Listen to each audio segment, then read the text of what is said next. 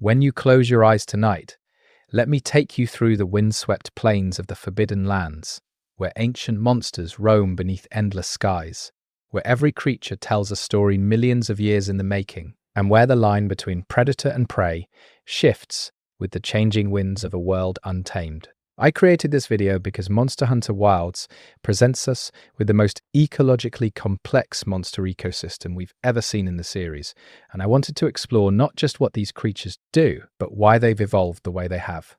When assembling this lore compilation, I chose to emphasize the ecological relationships between monsters, rather than just listing attack patterns, because understanding how these creatures survive in the harsh Forbidden Lands reveals the brilliant design philosophy behind each one. Before I move forward, I'm counting on you to support my channel by clicking that tiny subscribe button so that we can spread these amazing videos to folks like you around the world. Thank you. Chapter 1. The Wind Serpent's Domain.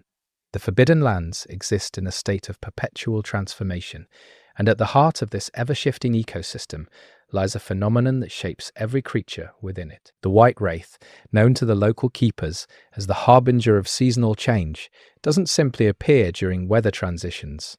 It orchestrates them. This massive elder dragon's presence triggers chemical reactions in the atmosphere that cascade across hundreds of miles, transforming lush plains into arid wastelands in a matter of hours. What makes this creature truly fascinating is that it doesn't hunt in the traditional sense. Instead, it feeds on the bioelectric energy released during these massive environmental shifts, essentially consuming the chaos it creates. The Raydao, the apex predator of the Scarlet Forest, has evolved one of the most sophisticated electrical organs ever documented in a wyvern species. Unlike the Zinigray, which stores thunderbugs externally, or the Tobi-Kadachi, which generates static through friction, the Raydao produces electricity through specialized cells in its body that function similarly to an organic capacitor. These cells can store electrical charges for extended periods, allowing the Raydao to unleash devastating attacks, even in environments where atmospheric conditions don't favor electrical generation. The creature's distinctive red coloration isn't just for intimidation. The pigmentation in its scales actually helps dissipate excess heat generated during electrical discharge. Beneath the canopy of the Scarlet Forest, a unique symbiotic relationship has developed between the Raydao and a species of bioluminescent insects that most hunters never notice. These insects, drawn to the residual electrical fields the Raydao produces, cluster around the wyvern's roosting sites and feed on the microscopic particles of shed scale that retain trace electrical charges. In return, the insects provide an early warning system for the Raydao, their collective glow patterns changing when potential threats approach. This relationship has existed for so long that the insects have evolved to be completely dependent on the Raydao's presence. In areas where Raydao have been hunted to near extinction, these insect populations collapse within weeks. The Balahara's amphibious adaptations represent millions of years of evolutionary pressure to survive in an environment where water sources appear and disappear with the seasons. Its body is covered in specialized mucus glands that can absorb and store water, allowing the creature to remain active for up to 3 weeks without direct access to drinking water. During the dry season, the Balahara enters a state of semi-dormancy, burying itself in mud that hardens into a protective cocoon. Its metabolism slows to a fraction of its normal rate, and it survives by slowly metabolizing fat reserves stored in the distinctive hump on its back. When the rains return, the Balahara can detect the vibrations of water droplets through the hardened mud and emerges within hours, fully active and ravenously hungry. The pack hunting behavior of the Doshiguma challenges everything we thought we knew about fanged beast social structures. Unlike the rigid hierarchies observed in great jaguars or Arzuros populations, Doshiguma packs operate on a fluid leadership system where dominance shifts based on the specific hunting scenario. During pursuits of fast-moving prey, the most agile individual leads.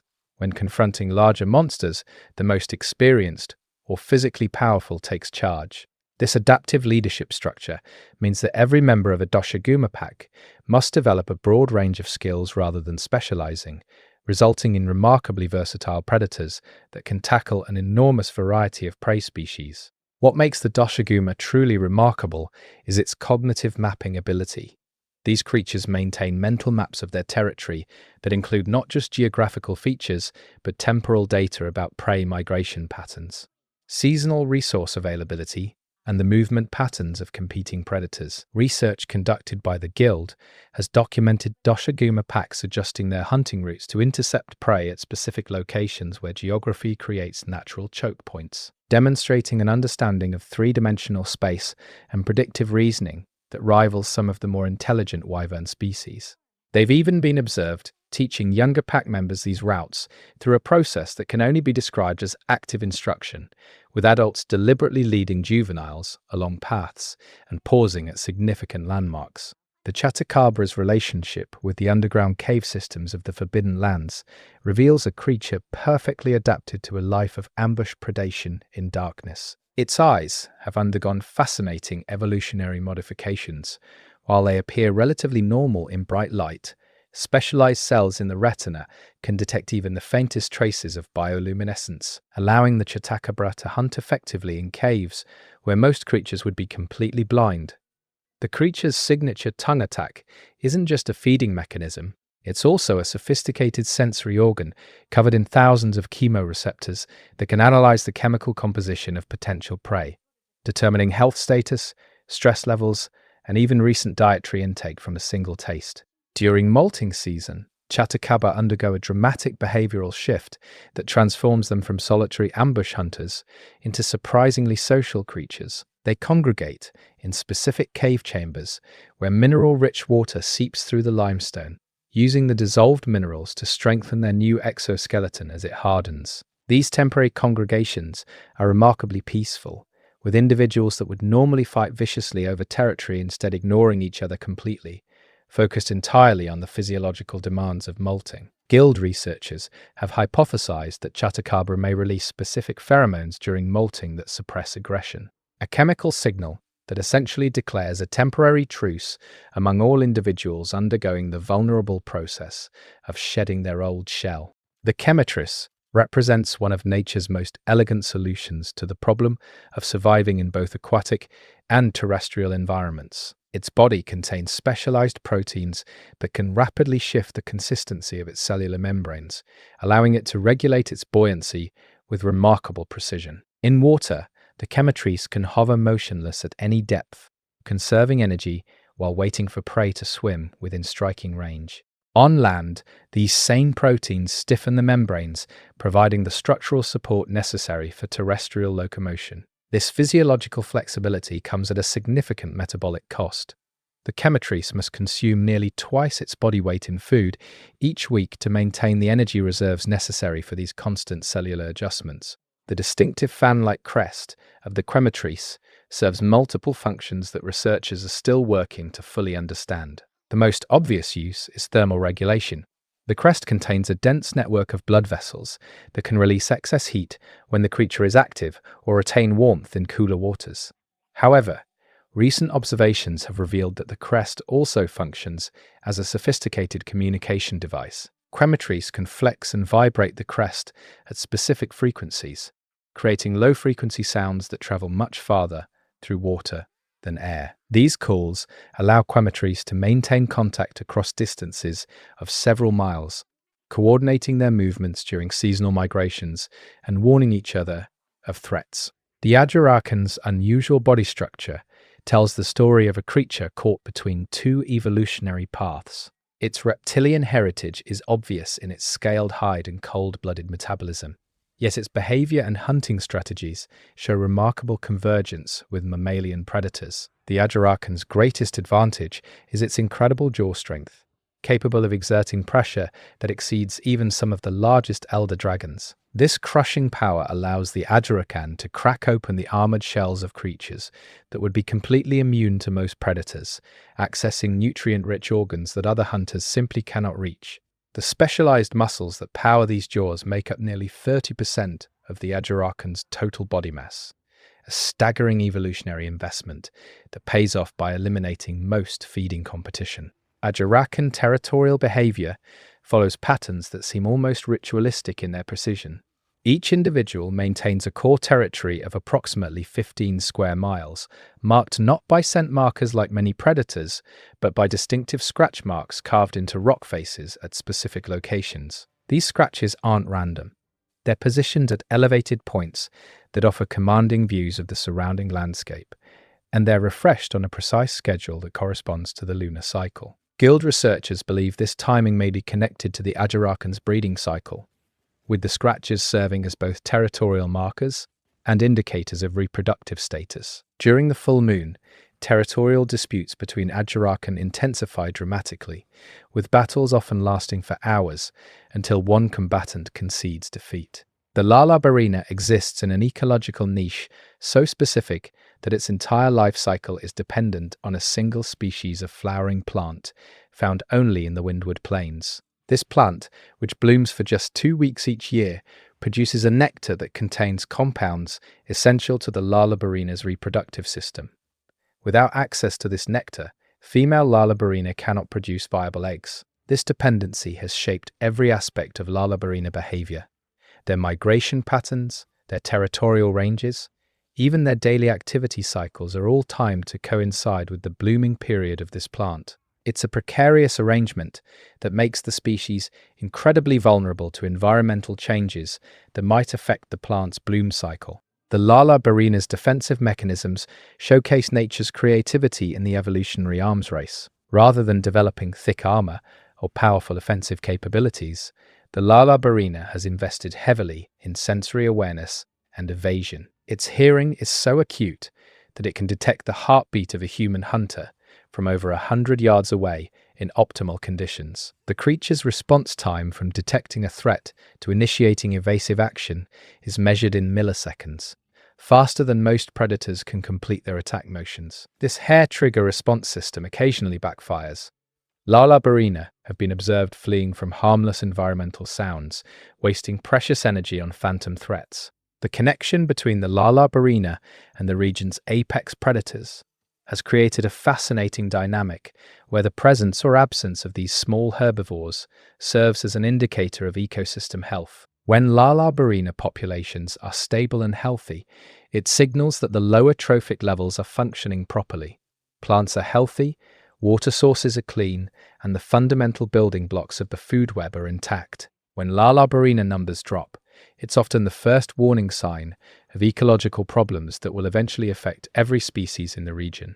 Several elder dragons have been observed deliberately protecting areas with high Lalabarina populations, not because they hunt the creatures, but because they recognize them as indicators of territory worth defending. The Uthduna represents one of the most successful generalist species in the Forbidden Lands, capable of thriving in nearly every environment the region offers. Its success lies not in any single remarkable adaptation, but in a suite of moderate capabilities that combine to create a creature of extraordinary resilience. The Uthduna can digest an incredibly wide variety of food sources, from tough desert vegetation to carrion to live prey. Its temperature regulation system allows it to remain active in both the scorching heat of summer and the freezing nights of winter. Its physical capabilities, strength, speed, agility, are all above average without being exceptional in any single area. What sets the Uthduna apart is its problem-solving intelligence, which manifests in remarkably creative ways.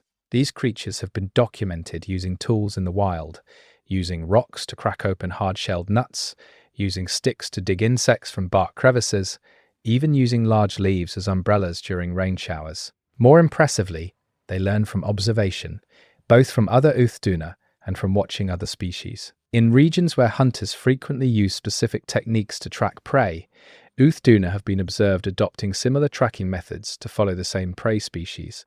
This ability to learn and adapt has allowed the Uthduna to exploit ecological opportunities that emerge from environmental changes, often before other species even recognize that conditions have shifted. The Uthduna's social structure defies easy categorization. They're neither strictly solitary nor truly pack animals. Instead, they form loose, fluid associations that change composition based on current circumstances.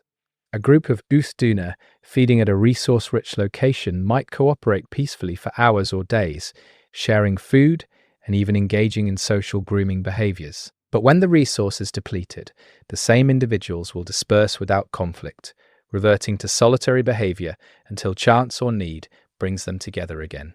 This social flexibility allows Duna to gain the benefits of group living, increased vigilance against predators, cooperative defense against threats, collective knowledge about resource locations, without the costs of maintaining permanent social bonds. The nesting behavior of ground-dwelling wyverns in the Windward Plains has evolved in response to the region's extreme weather patterns. These creatures don't build traditional nests. Instead, they excavate complex burrow systems that can extend dozens of feet underground. The main chamber is positioned at a depth where temperature remains relatively constant regardless of surface conditions, providing a stable environment for eggs. Multiple entrance tunnels approach from different directions, ensuring that at least one will remain accessible even if others are blocked by sandstorms or flash floods. The burrows include ventilation shafts that maintain air circulation while being too narrow for predators to enter.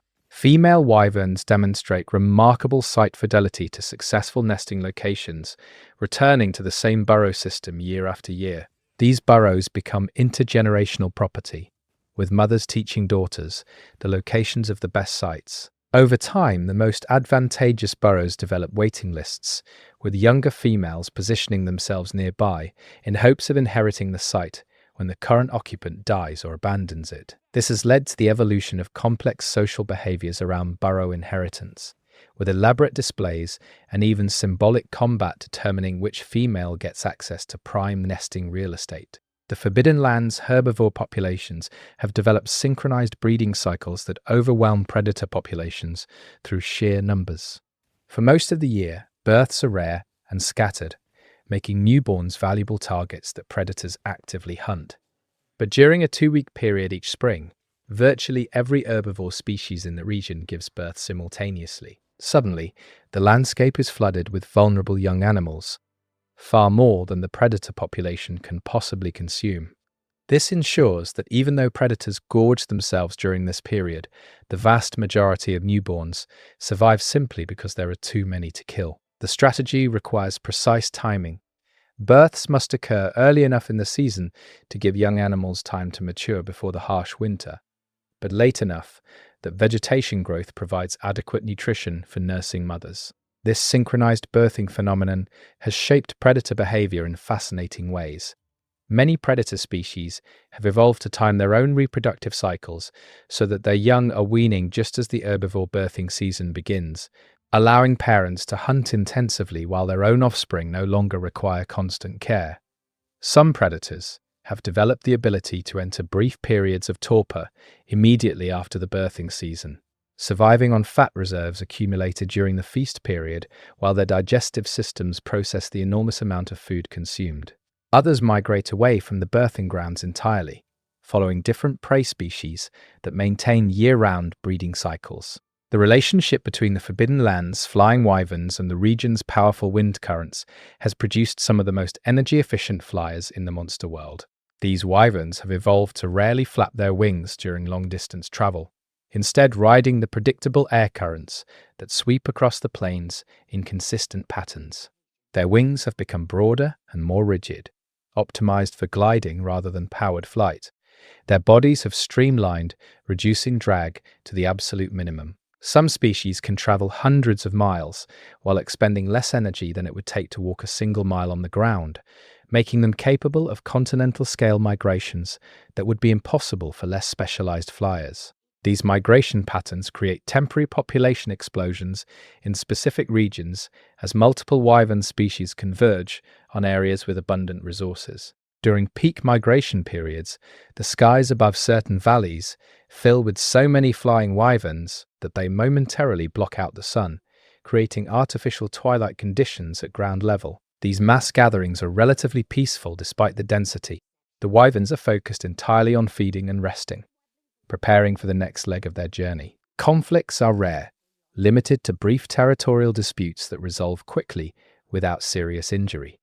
The temporary nature of these congregations means there's little advantage to establishing dominance hierarchies or defending long-term territories. The The nocturnal predators of the Forbidden Lands have developed adaptations that go far beyond simple enhanced night vision. Many species have evolved the ability to detect infrared radiation, allowing them to literally see the body heat of potential prey animals. This gives them an enormous advantage over prey species that have evolved camouflage patterns effective against normal vision, but completely useless against thermal imaging. The most sophisticated hunters combine multiple sensory modes: infrared vision to locate warm-blooded prey at distance, echolocation to navigate cluttered terrain in complete darkness, and electroreception to detect the bioelectric fields produced by all living creatures at close range. The arms race between these multi-sensory predators and their prey has driven the evolution of some bizarre defensive strategies.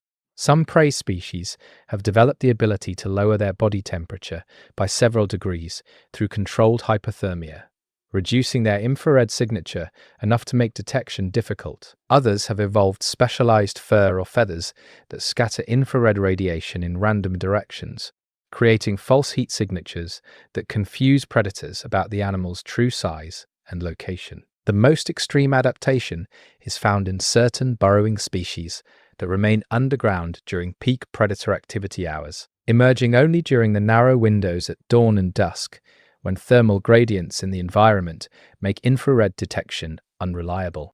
The Forbidden Lands contain numerous geothermal features, hot springs, fumaroles, and volcanic vents that create localized microclimates where specialized species thrive. These areas remain warm year-round, allowing tropical and subtropical species to survive at latitudes where they should be unable to exist. The communities that develop around these thermal features are remarkably isolated, often containing species found nowhere else in the region. Generations of geographic isolation have allowed these populations to diverge significantly from their relatives in other areas, developing unique coloration, behavioral patterns, and even altered body structures. The predators that hunt around these thermal features face unique challenges. The warm temperatures accelerate prey metabolism, making them more active and alert than they would be in cooler environments. The complex terrain created by mineral deposits around hot springs provides abundant hiding places and escape routes, and the thermal radiation from the features themselves interferes with infrared-based hunting, forcing predators to rely on other senses. As a result, the predators around thermal features tend to have exceptional hearing and smell, compensating for their reduced ability to hunt visually in the heat-distorted air. The largest herbivores of the Forbidden Lands follow migration routes that span hundreds of miles, tracking the seasonal availability of food and water. These migrations are ancient, established over countless generations and encoded so deeply in species behavior that even individuals raised in captivity instinctively attempt to follow the traditional routes at the appropriate times. The paths take advantage of geographic features that provide shelter, water, and grazing at different seasons, allowing the herds to remain in productive territory year-round rather than being trapped in regions that become inhospitable for part of the year. These mass migrations are spectacular events that temporarily transform the landscapes they pass through. Thousands of large herbivores moving together consume virtually all available vegetation along their route, creating swaths of devastation that can be seen from miles away. But this intense grazing pressure is actually beneficial for the plant communities in the long term. The herbivores' trampling breaks up hardened soil, their droppings fertilize the ground, and the removal of old plant growth stimulates fresh growth from roots and seeds. Areas along migration routes actually show higher plant diversity and productivity than comparable areas that herbivores never visit, demonstrating that these large grazers are ecosystem engineers whose activities are essential to maintaining regional biodiversity. Chapter 2. Predators of the shifting sands. The sand-dwelling wyverns of the windward plains have evolved bodies that are more suited for swimming through sand than walking on it. Their limbs are positioned differently than typical wyverns, angled to provide propulsion through granular substrates rather than support on solid ground. Their scales overlap in patterns that reduce friction when moving through sand while still providing protection. Most remarkably, they possess specialized organs in their nasal passages that act as sand filters, preventing the particles that surround them from entering their respiratory systems. These creatures spend the majority of their lives beneath the surface, emerging only to hunt or reproduce, making them some of the least studied monsters in the Forbidden Lands, despite their abundance. The hunting strategy of sand swimmers is based on stealth and patience. These predators position themselves beneath the surface, near game trails or water sources, using vibration-sensitive organs in their skin to detect the footfalls of animals moving above. They can remain buried for days or even weeks if necessary, slowing their metabolism to conserve energy while waiting for prey. When a suitable target approaches, the sand swimmer erupts from below in an explosion of sand and teeth, seizing the prey animal before it can react. The entire attack, from emergence to retreat back beneath the sand, takes less than 5 seconds. Prey animals that survive such attacks rarely see their attacker clearly, leading to numerous superstitions among local populations about the nature of these creatures. What makes these sand swimmers truly formidable is their ability to track prey beneath the surface. By detecting the minute ground vibrations created by walking animals, they can follow targets for substantial distances, adjusting their position to intercept prey at the most advantageous locations. This isn't simple stimulus-response behavior. It demonstrates spatial reasoning and predictive ability. The sand swimmers are calculating intercept courses, anticipating where prey will be, rather than simply following where it is. This requires mental modeling of three-dimensional space and the ability to update those models in real time, based on changing vibration patterns. The respiratory adaptations that allow these creatures to survive while buried extend beyond simple sand filtration. Sand swimmers can extract oxygen from the air trapped between sand grains, a feat that requires specialized lung structures capable of functioning at extremely low oxygen concentrations. Their blood contains unusually high concentrations of hemoglobin, allowing them to store oxygen for extended periods and remain active even when air exchange is severely limited.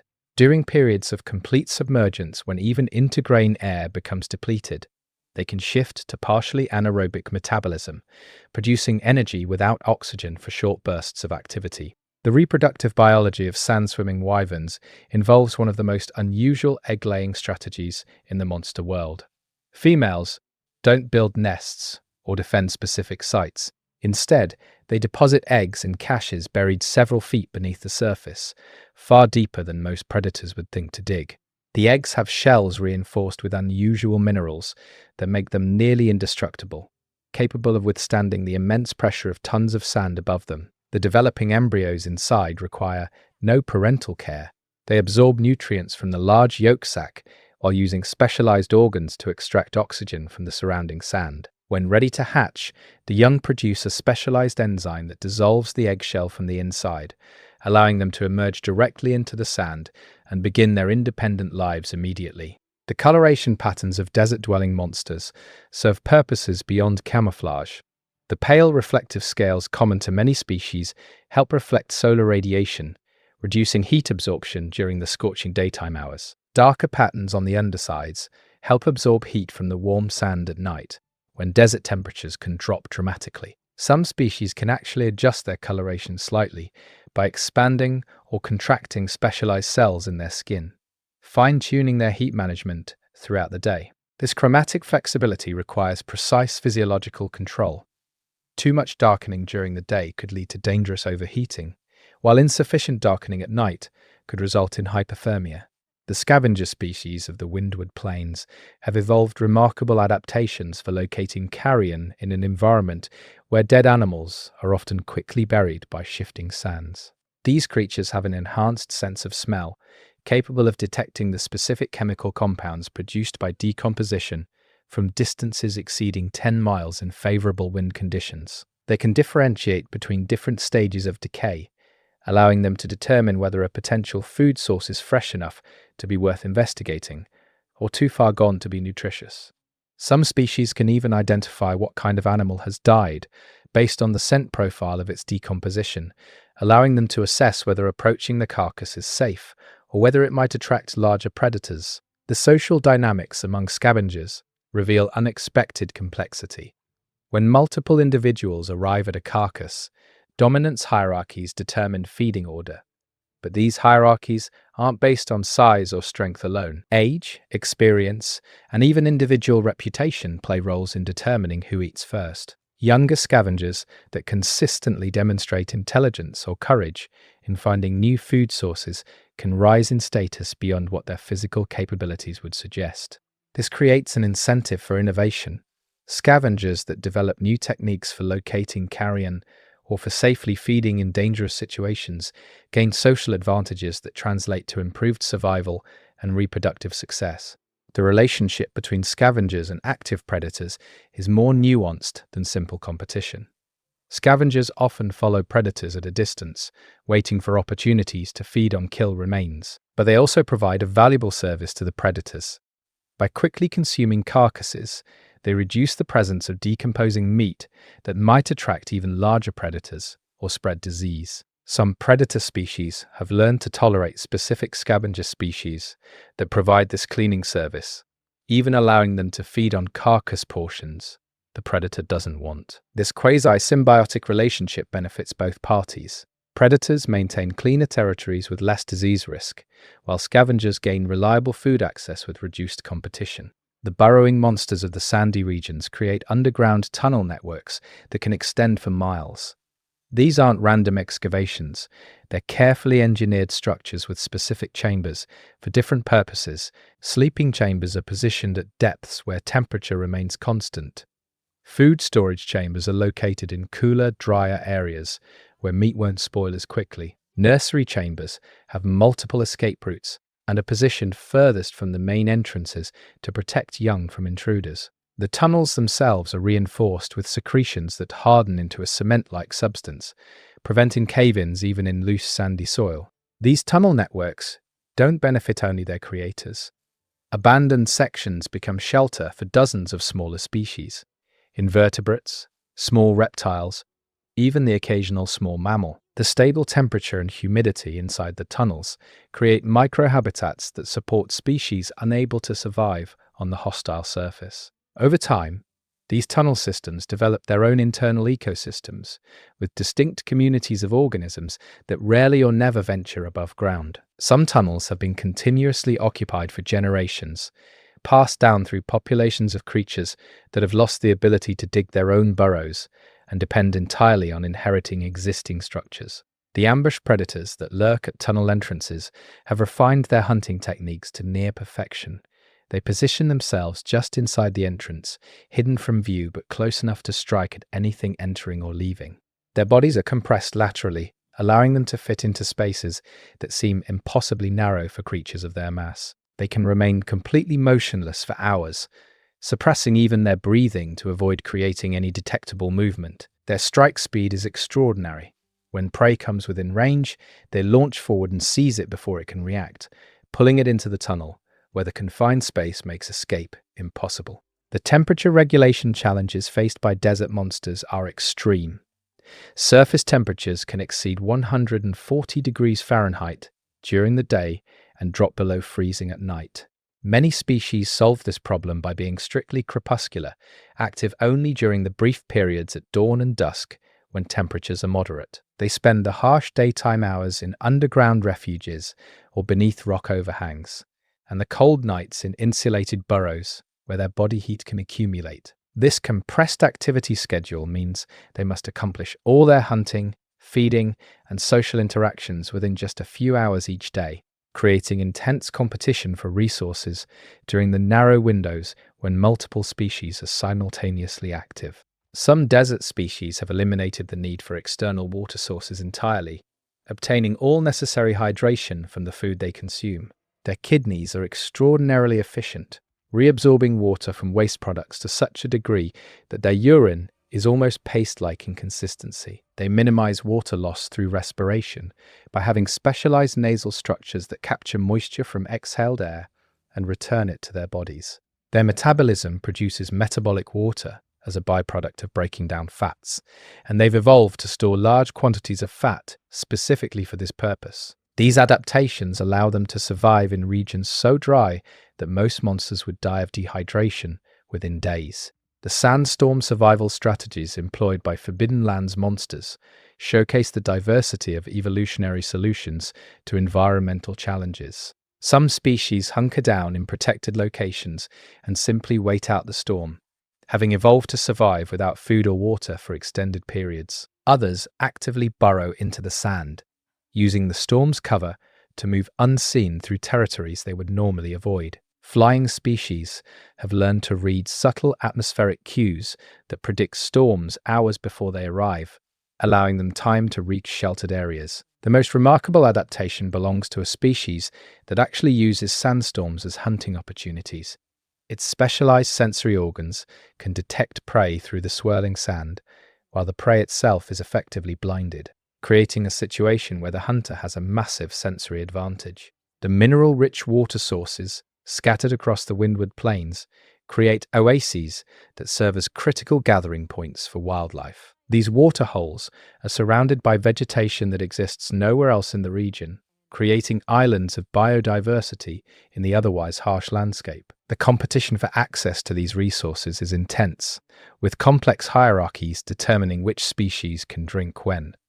Larger, more dangerous predators drink first, during the coolest parts of the day. Mid-sized species wait their turn, drinking quickly and nervously, always alert for threats. The smallest creatures access water only during the hottest hours when larger animals seek shade, accepting the risk of heat stress to avoid becoming prey. What's fascinating is how these oasis ecosystems maintain themselves. The animals that gather there deposit nutrients through their waste, fertilizing the plants. The plants provide food and shade, encouraging animals to linger longer and deposit more nutrients. Dead animals that perish near the water attract scavengers, which in turn deposit more nutrients. Over time, successful oases actually expand, as improving soil conditions allow plants to spread outward. Failed oases shrink and eventually disappear as the positive feedback loop reverses. Fewer plants mean less shade and less food, which means fewer visiting animals, which means less fertilization, which means even fewer plants. The tipping point between expanding and collapsing oases is surprisingly narrow, making these ecosystems fragile despite their apparent abundance. The pack hunters of the sandy regions have evolved communication systems that function effectively even in conditions of poor visibility. Sandstorms and heat shimmer make visual signals unreliable, so these predators rely heavily on vocalizations and chemical signals. Their calls are pitched to frequencies that travel well through wind and carry across long distances with minimal distortion. They scent mark territory boundaries and hunting trails with pheromones that remain potent even in extreme heat and dryness. During coordinated hunts, pack members maintain contact through a continuous exchange of subtle vocalizations, allowing them to track each other's positions even when they can't see each other. The effectiveness of these communication systems has allowed pack hunters to develop remarkably sophisticated hunting strategies. They can coordinate complex maneuvers where some pack members drive prey toward others positioned in ambush. They can adjust their tactics in real time based on how prey responds, with individuals taking on different roles as the situation evolves. They can even coordinate across multiple packs, temporarily setting aside territorial boundaries to bring down prey too large or dangerous for a single pack to handle safely. After such cooperative hunts, the packs divide the kill according to contribution, with the pack that made the killing blow eating first, and other packs receiving portions proportional to their involvement. The defensive strategies of herbivores in the windward plains reflect the constant predation pressure they face. Many species have evolved to be exceptionally alert, spending more time watching for threats than actually feeding. They position sentries at elevated locations while the herd feeds, with individuals rotating through sentry duty to ensure fresh, alert guards at all times. When predators are detected, they don't immediately flee. Instead, they gather into tight defensive formations, presenting a wall of horns and heavy bodies that few predators are willing to assault. They'll maintain these formations for hours if necessary, moving slowly toward water or shelter, while keeping the most vulnerable individuals protected in the center. The horns and other defensive structures of desert herbivores have evolved shapes optimized for their defensive formations. Long, forward-pointing horns create a bristling wall that makes direct assault nearly suicidal for predators. Shorter, curved horns are designed for close-quarters combat, allowing herbivores to hook and throw attackers who manage to penetrate the formation. Some species have developed horn structures that interlock when individuals stand close together, creating a nearly impenetrable barrier that can repel even large predators. These defensive weapons aren't used only against predators, they also play crucial roles in intraspecies competition, with males battling for mates and access to resources using ritualized combat that rarely results in serious injury. The juvenile development patterns of desert monsters reflect the harsh environment they're born into. Young animals grow rapidly, reaching defensive size as quickly as possible to reduce their vulnerable period.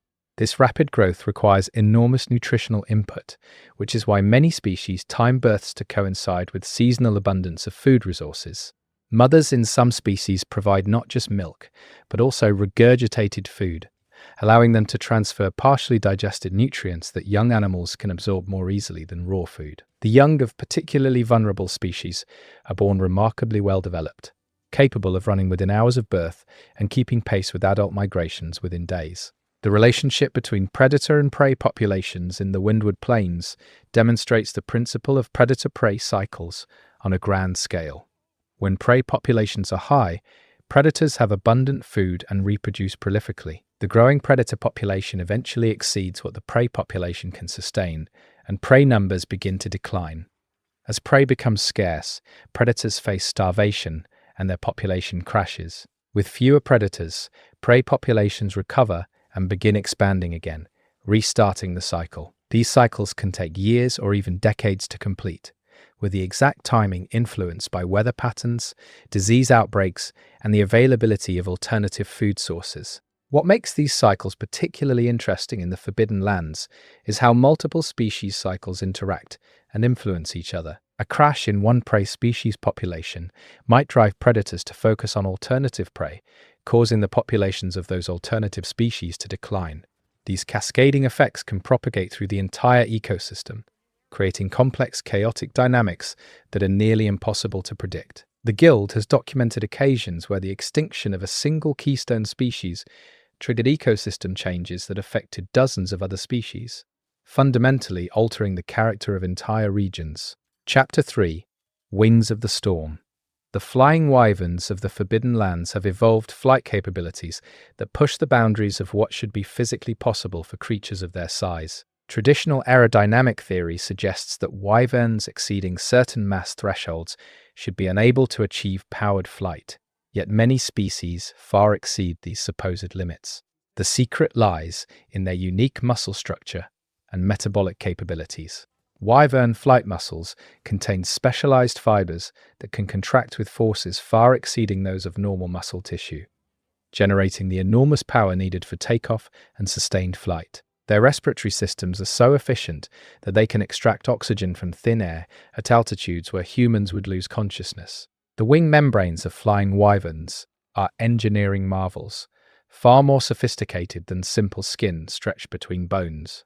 The membrane contains multiple layers of tissue with different properties: tough outer layers for durability, elastic inner layers for flexibility, and a network of muscle fibers that allows active control of wing shape during flight. The membrane can adjust its stiffness in response to changing air pressures, becoming rigid during power strokes to maximize thrust, and becoming flexible during recovery strokes to minimize drag. Small injuries to the wing membrane trigger rapid healing responses that can seal small tears within hours, preventing minor damage from grounding the wyvern. The thermoregulatory challenges of flight have driven the evolution of sophisticated heat management systems in flying wyverns. The intense muscular activity of powered flight generates enormous amounts of heat that must be dissipated to prevent dangerous overheating. The wing membranes serve as massive radiators, packed with blood vessels that bring heat-laden blood close to the surface where it can be cooled by passing air. During long flights, wyverns can adjust their wing membrane blood flow to fine-tune their cooling, increasing flow when they need to dump excess heat and decreasing it when they want to conserve warmth. This active control allows them to maintain optimal body temperature across a wide range of environmental conditions. The navigation abilities of migratory flying wyverns demonstrate cognitive capacities that rival or exceed those of the most intelligent terrestrial species. These creatures can navigate across thousands of miles to return to specific breeding grounds they visited only once before, years earlier. They accomplished this remarkable feat by integrating multiple sources of navigational information: the position of the sun and stars, the Earth's magnetic field, visual landmarks, even scent cues carried on the wind. Young wyverns learn migration routes by following experienced adults, building mental maps that they'll use for the rest of their lives. But they don't simply memorize fixed routes. They can adjust their paths in response to changing conditions, demonstrating true spatial reasoning rather than just following instinct.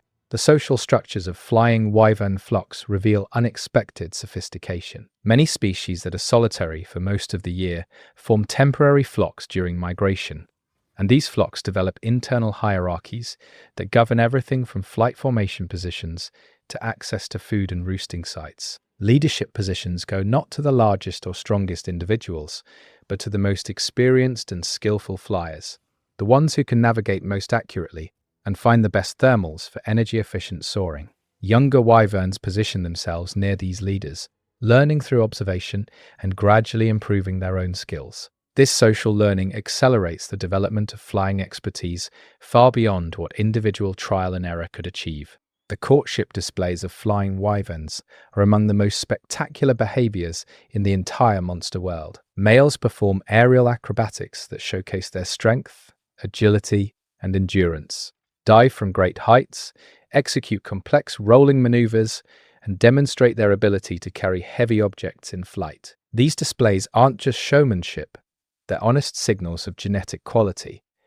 Only wyverns in peak physical condition can perform the most demanding aerial stunts. Females evaluate multiple displaying males before choosing mates, often selecting based on subtle variations in display quality that human observers struggle to detect. The investment in these displays is substantial. Males may spend weeks preparing, building up energy reserves, and practicing their routines. The nesting sites of cliff-dwelling wyverns are chosen with remarkable precision. The ideal nest site provides protection from weather, particularly strong winds and rain. It offers commanding views that allow the nesting wyvern to spot approaching threats from a distance. It's positioned high enough to deter most climbing predators, but not so high that the effort to reach it exceeds its defensive value. And critically, it's located near updrafts that the wyvern can use to reduce the energy cost of repeated takeoffs and landings. The best sites are used generation after generation, with preferred locations sometimes being continuously occupied for decades. Competition for these prime sites is intense, with battles over ownership sometimes resulting in serious injury or death. The hunting strategies of aerial predators exploit the unique advantages of flight in ways that demonstrate remarkable tactical intelligence. Some species hunt by soaring at high altitudes where they're nearly invisible from the ground, scanning for prey with vision so acute they can spot a rabbit from over a mile away. When prey is detected, they fold their wings and dive at speeds that can exceed 100 miles per hour, striking with such force that the impact alone is often fatal. Other species hunt cooperatively, with multiple wyverns working together to flush prey from cover and drive them into ambush positions. The most sophisticated aerial hunters combine these approaches, adjusting their tactics based on prey behavior and environmental conditions.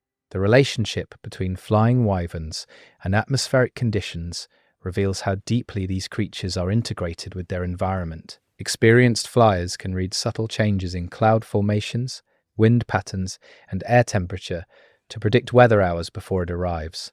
They know which cloud types signal approaching storms and which indicate stable conditions. They can detect the thermal columns that form over sun-heated ground, using these rising air currents to gain altitude without expending energy on powered flight. The most skilled wyverns rarely flap their wings during cross-country travel, instead riding these thermals and gliding between them, covering vast distances while using minimal energy. The descent from flight altitude presents challenges as significant as takeoff. A wyvern dropping rapidly from high altitude must manage the increasing air density, the rising temperature, and the changing air pressure. Their ear structures contain specialized organs that equalize pressure automatically, preventing the discomfort and damage that rapid altitude changes would otherwise cause. Their respiratory systems adjust breathing rate and depth to accommodate the changing oxygen availability.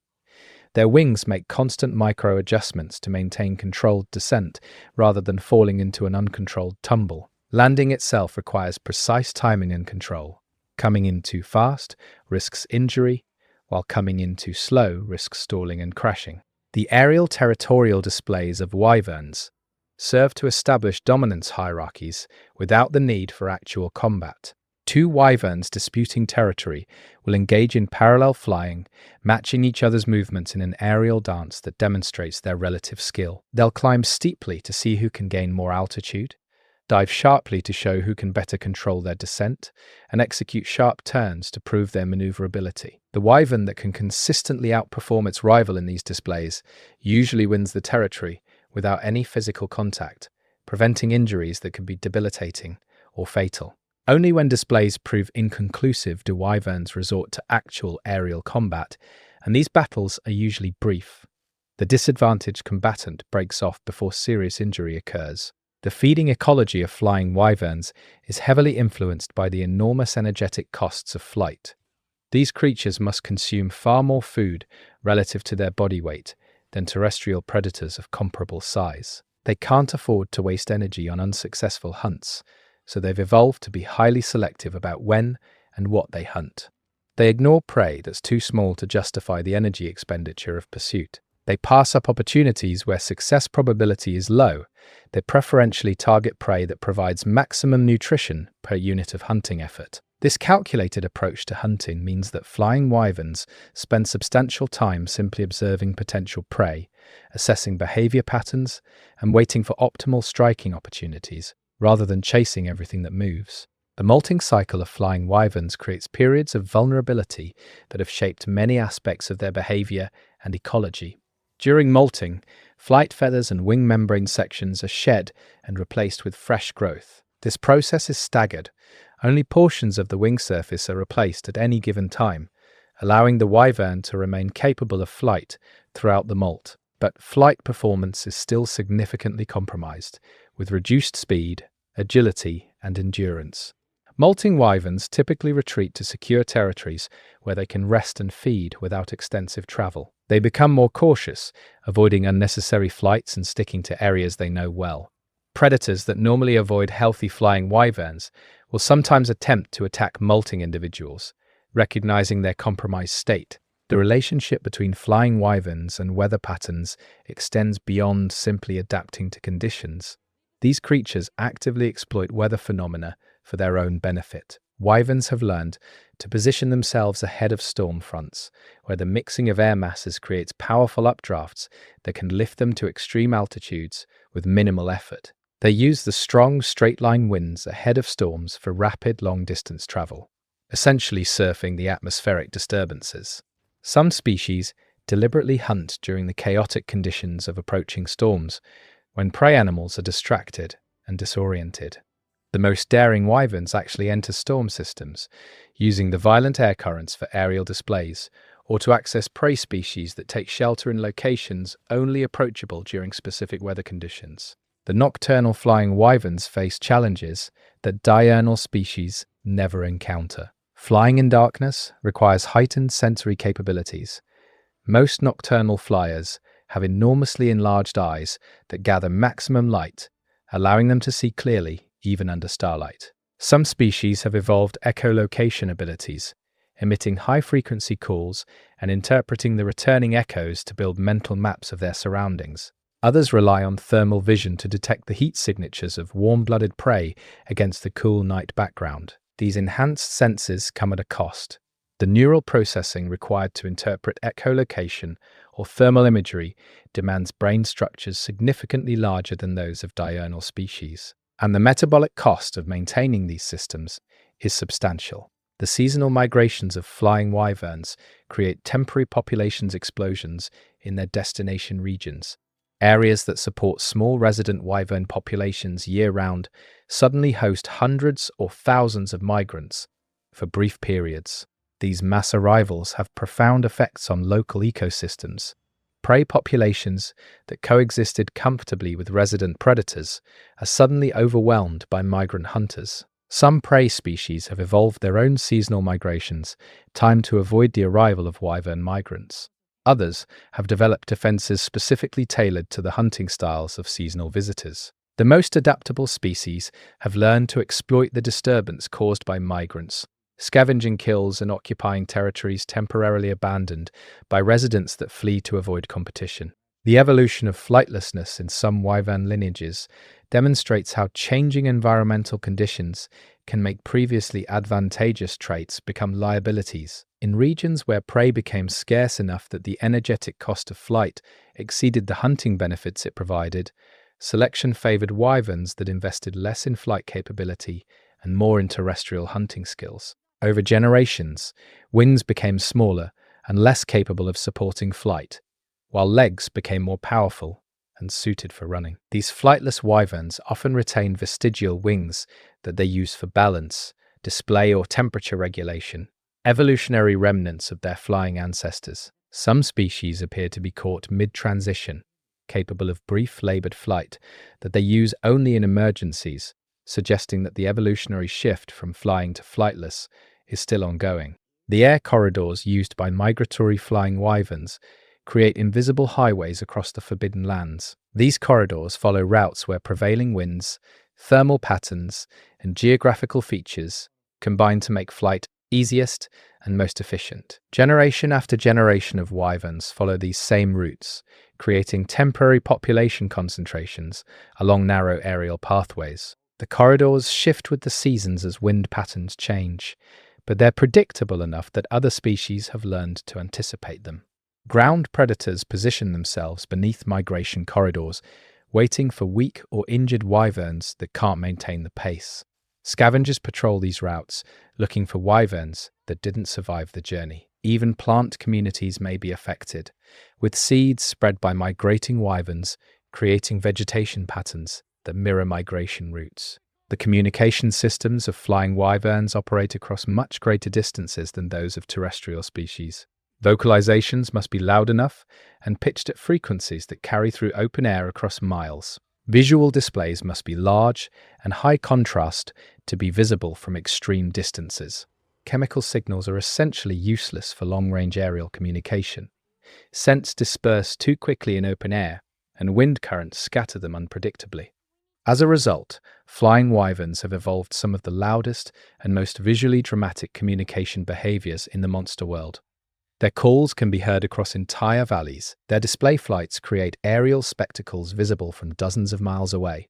The development of these long-range communication systems has enabled social coordination at scales that terrestrial species simply cannot achieve. The predation pressure that flying wyverns exert on ground-dwelling prey has driven the evolution of numerous anti-aerial defenses. Many prey species have evolved coloration that makes them difficult to spot from above, blending seamlessly with the ground when viewed from a wyvern's perspective. Others seek shelter under dense vegetation or in terrain features that limit aerial approach routes.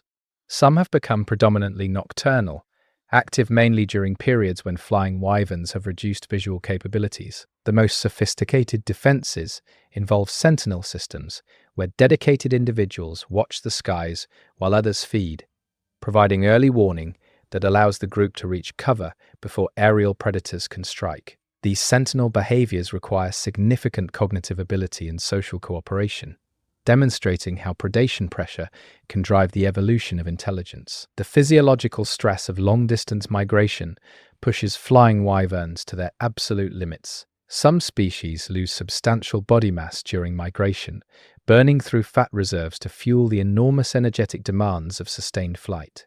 They may go days or weeks without feeding, depending entirely on stored energy. The oxidative stress of continuous high-intensity muscle activity produces cellular damage that must be repaired during rest periods after migration. The immune system becomes compromised by the metabolic strain, making migrants more vulnerable to disease and parasites. Despite these costs, migration remains advantageous because it allows wyverns to exploit seasonal resource abundance in multiple locations, accessing far more total food over the course of a year than would be available in any single territory. Chapter 4. The Silent Stalkers.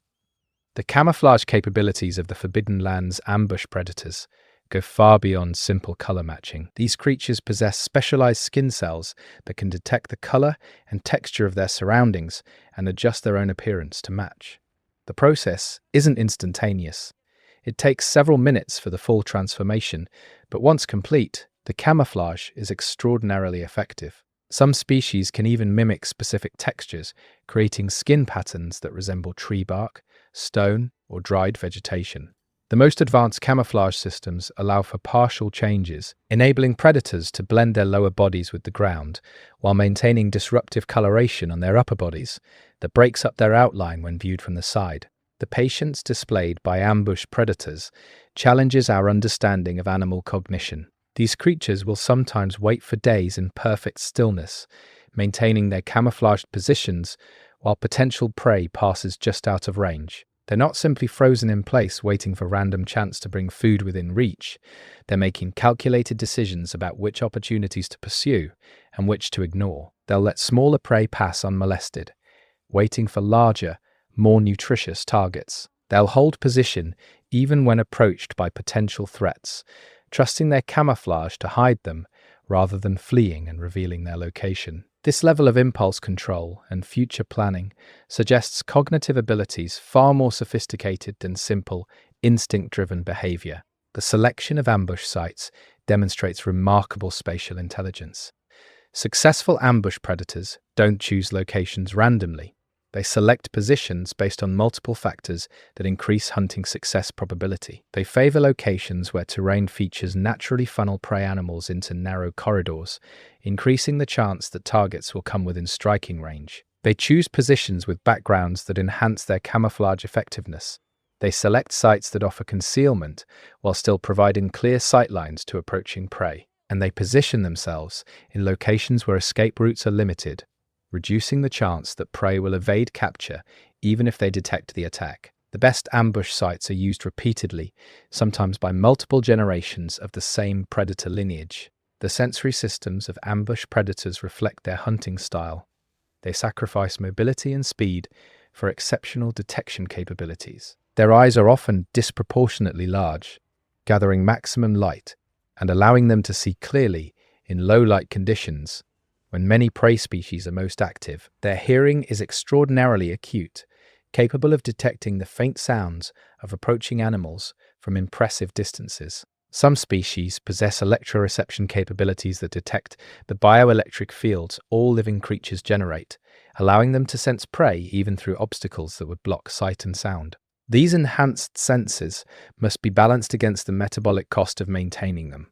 The neural tissue required for processing sensory input demands significant energy even when the predator is motionless. The strike speed of ambush predators is one of the most impressive physical capabilities in the animal kingdom. From complete stillness to full-speed motion takes these creatures just fractions of a second, accelerations that would severely injure or kill most animals. The secret lies in specialized muscle structures that can store elastic energy like compressed springs, then release it all at once for explosive movement.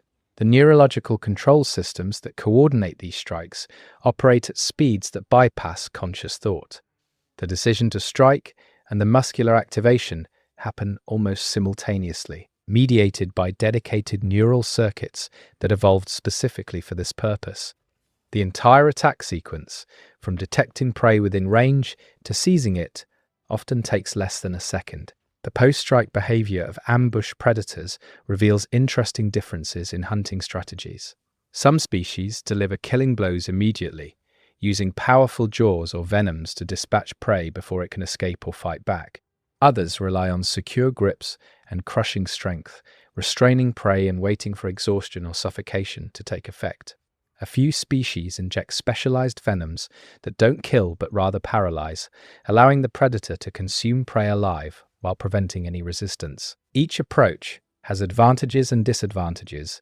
Instant kills minimize the risk of injury from struggling prey, but require more powerful attack mechanisms, while paralysis venoms are metabolically cheaper to produce, but require the predator to possess strong enough jaws and positioning to inject the venom successfully. The territorial behavior of solitary ambush predators creates invisible boundaries across the landscape that partition hunting grounds among individuals. These territories are established and maintained through a combination of scent marking, vocalizations, and occasional direct confrontations. The size of a territory is determined by prey density.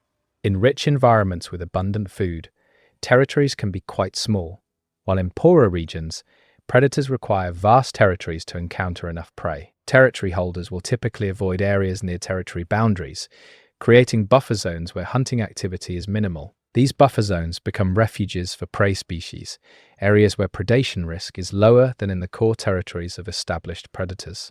The relationship between ambush predators and their prey extends beyond simple predator-prey dynamics into evolutionary arms races that have shaped both parties. As prey evolved better sensors to detect hidden predators, those predators evolved better camouflage to remain hidden.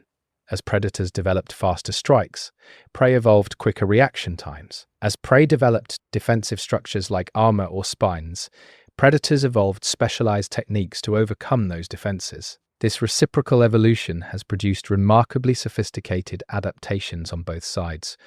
Prey species with almost supernatural vigilance facing predators with almost perfect concealment, locked in an evolutionary stalemate where neither side can gain a decisive advantage.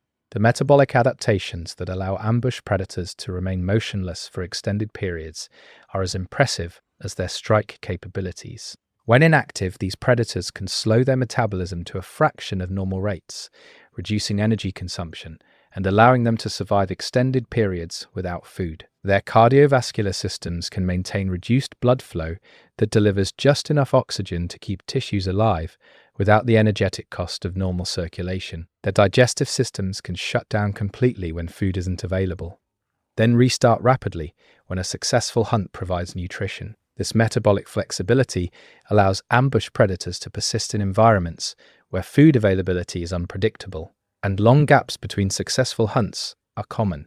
The learning capabilities of ambush predators manifest in the refinement of hunting techniques over their lifetimes. Young predators often have poor success rates, choosing suboptimal ambush sites, striking at inappropriate times, or failing to properly assess prey size and danger. With experience, success rates improve dramatically as individuals learn which tactics work best in their specific environment.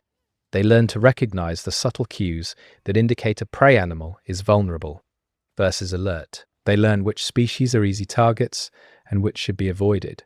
They even learn individual prey behavior patterns, recognizing specific animals that use particular trails or watering holes regularly. This accumulated knowledge makes older ambush predators far more dangerous than younger ones, even if physical capabilities decline with age. The role of ambush predators in ecosystem dynamics extends well beyond their direct impact through predation.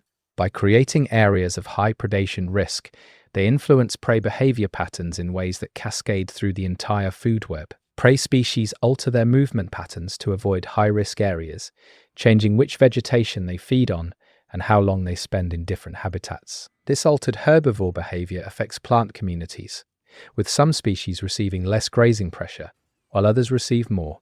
The plants that benefit from reduced herbivore pressure grow more successfully, altering the physical structure of habitats in ways that affect numerous other species. Thus, ambush predators act as ecosystem engineers, shaping landscapes through the behavioral changes they induce in their prey. The seasonal activity patterns of ambush predators often show dramatic shifts tied to prey behavior and environmental conditions. During periods when prey is abundant and active, predators hunt frequently and maintain good body condition. During leaner seasons, they hunt less often, relying on stored fat reserves and reduced metabolism to survive. Some species undergo periods of torpor during the harshest conditions, finding secure locations and essentially sleeping through periods when hunting success probability is too low to justify the energy expenditure. These torpor periods can last weeks or even months, during which the predator's metabolic rate drops to bare survival levels and it loses significant body mass. The defensive responses of prey to ambush predators have driven the evolution of some remarkable vigilance behaviors. Many prey species have evolved to maintain nearly constant surveillance of their surroundings, with individuals constantly scanning for the subtle signs that might indicate a hidden predator. They've learned to recognize danger cues, unusual shadows, vegetation that looks slightly wrong, scents that don't quite match the environment. Some species have developed the habit of deliberately making noise while moving, using the reactions of other animals to detect hidden threats. If smaller creatures flee from a particular location, it might indicate a predator is present. The most paranoid species avoid certain habitat types entirely, even if those habitats contain good food, because the predation risk from ambush hunters is simply too high. The impact of weather on ambush hunting success creates interesting temporal patterns in predation pressure. During wet or windy conditions, prey animals often have reduced sensory awareness.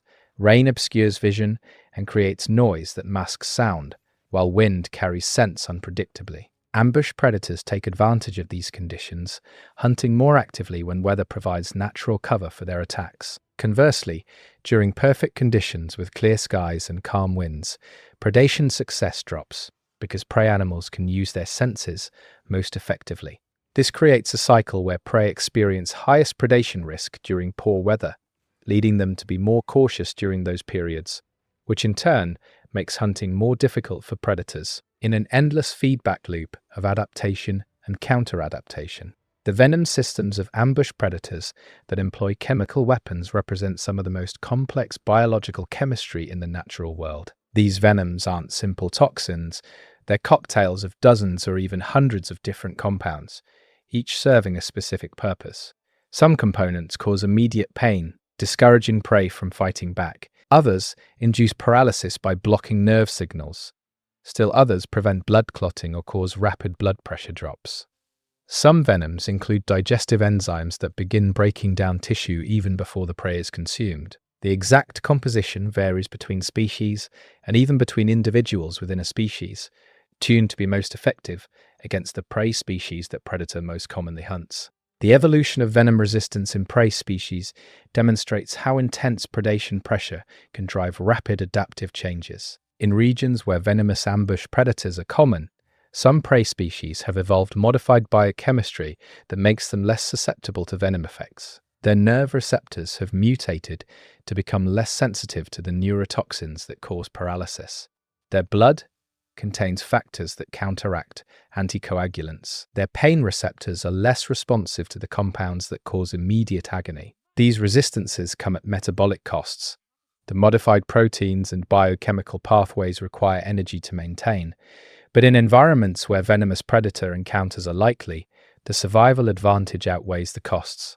The sensory deception employed by some ambush predators goes beyond simple camouflage into active mimicry. Certain species have evolved to produce sounds, scents, or visual displays that mimic aspects of the prey's natural environment, or even other prey individuals.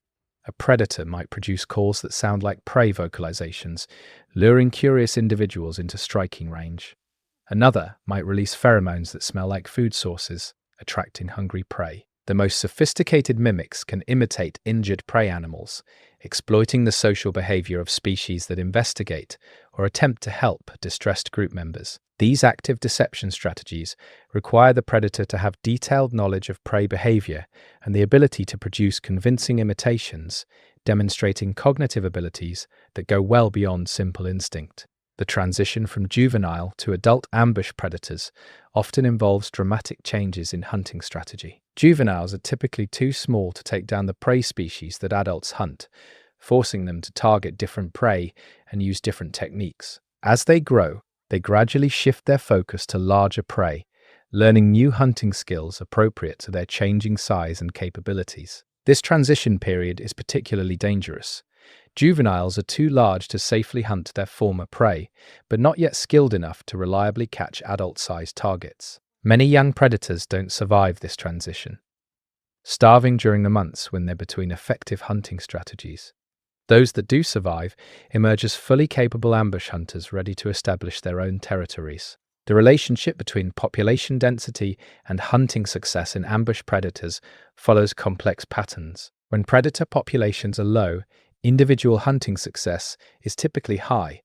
Prey haven't yet evolved heightened vigilance for that particular predator type, and competition between predators is minimal. As predator populations grow, prey become more wary, and individual success rates decline.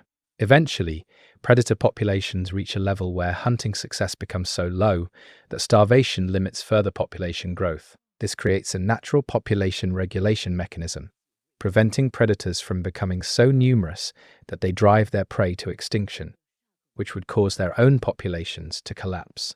The nocturnal ambush predators face unique challenges that have driven specialized adaptations.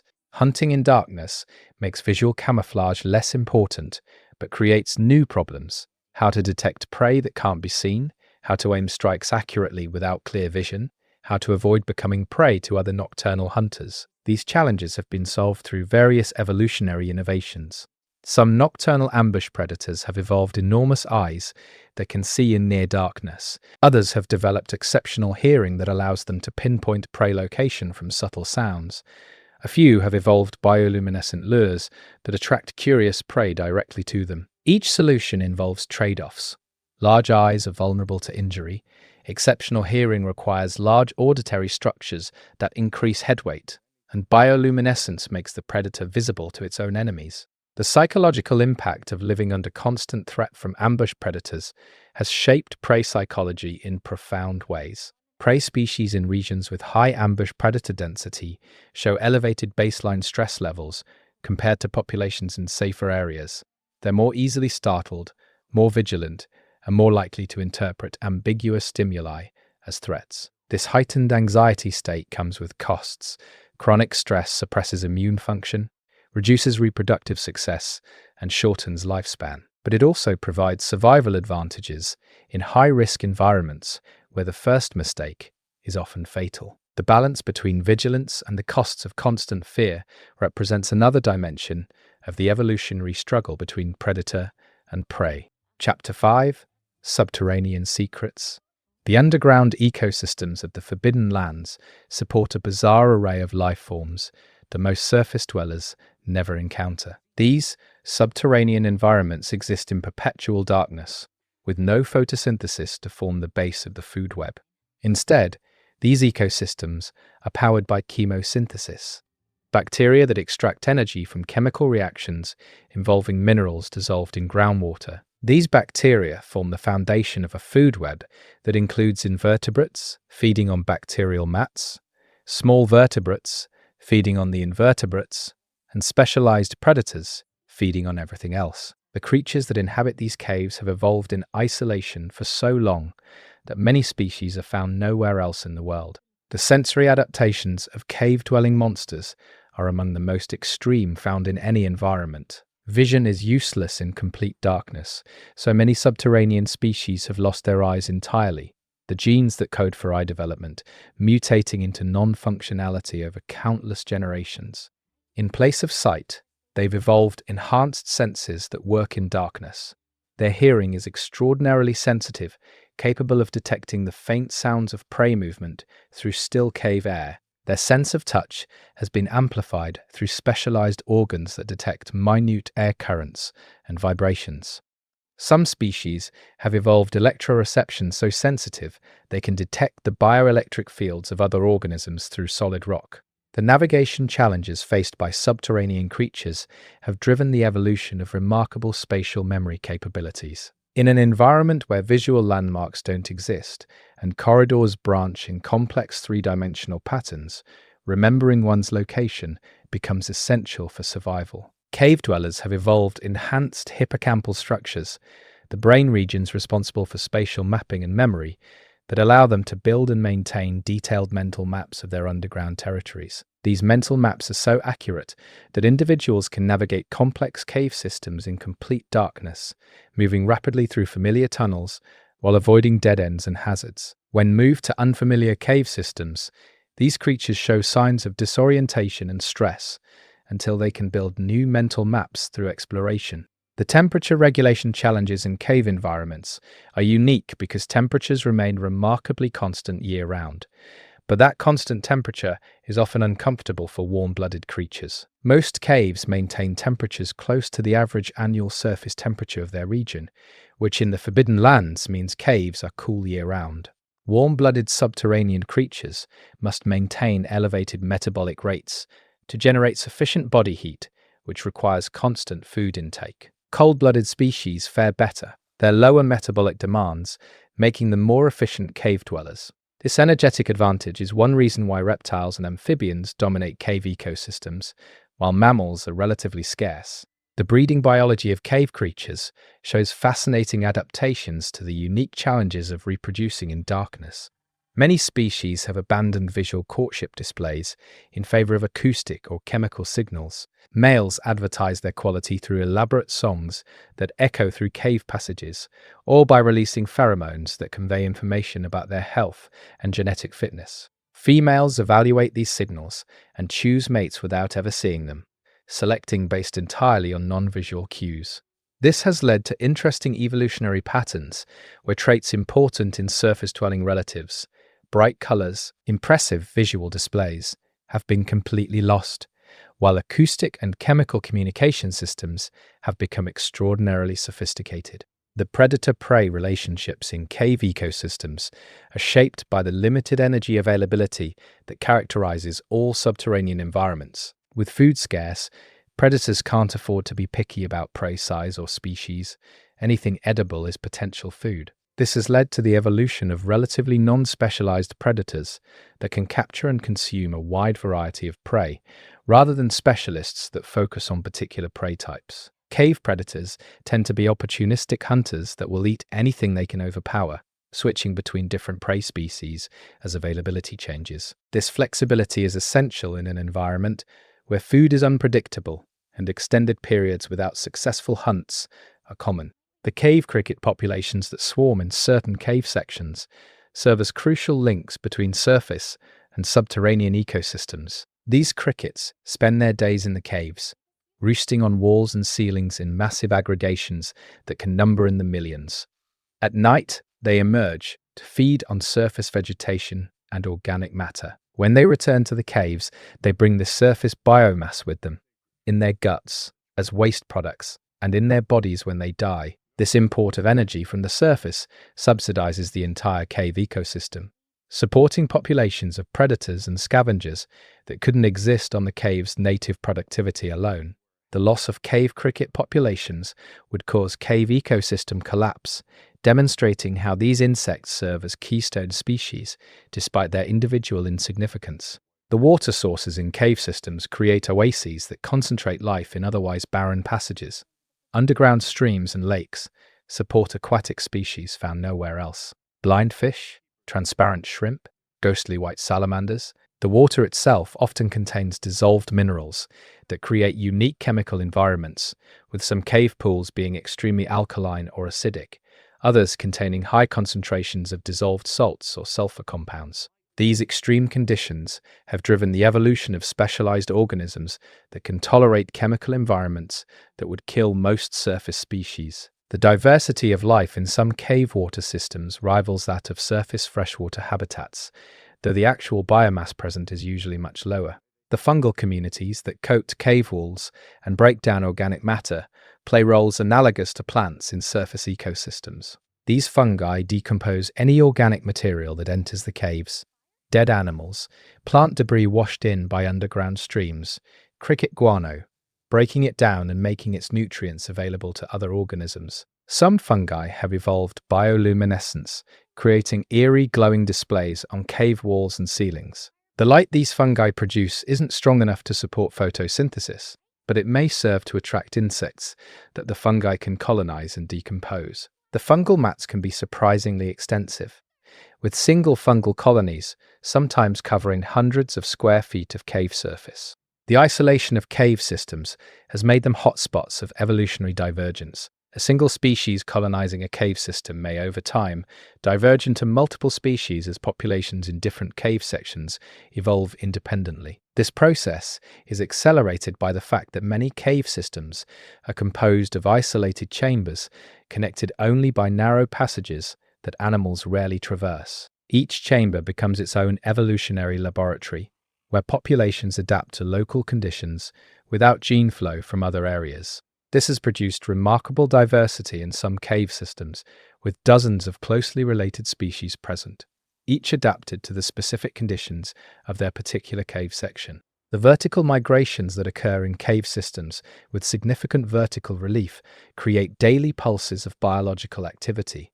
Many cave-dwelling species roost in deep chambers during the day when temperatures are most stable. As evening approaches, they migrate upward toward cave entrances, moving toward areas where temperature fluctuations are greater but food is more abundant. These migrations can involve thousands of individuals moving through the same passages, creating temporary traffic jams at bottlenecks. The migrations provide opportunities for predators to ambush prey at predictable locations, leading to the development of hunting strategies specifically tailored to catching migrating animals. The impact of disturbances on cave ecosystems can be devastating because these systems have such low productivity and such slow recovery rates.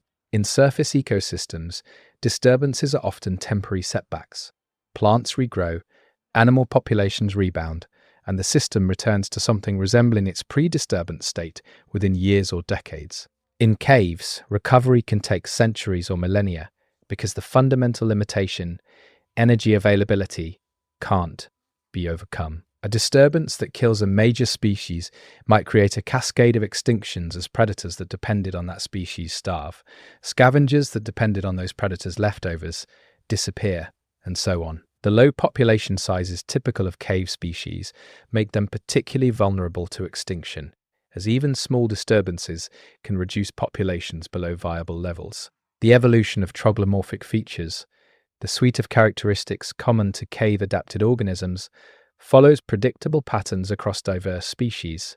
Eyes are reduced or lost entirely since vision provides no benefit in darkness. Pigmentation is lost, resulting in pale or translucent bodies since pigment production is energetically costly and provides no advantage without light. Body forms often become elongated and flattened, helping creatures navigate narrow crevices. Metabolic rates decrease, reducing energy requirements in food-poor environments.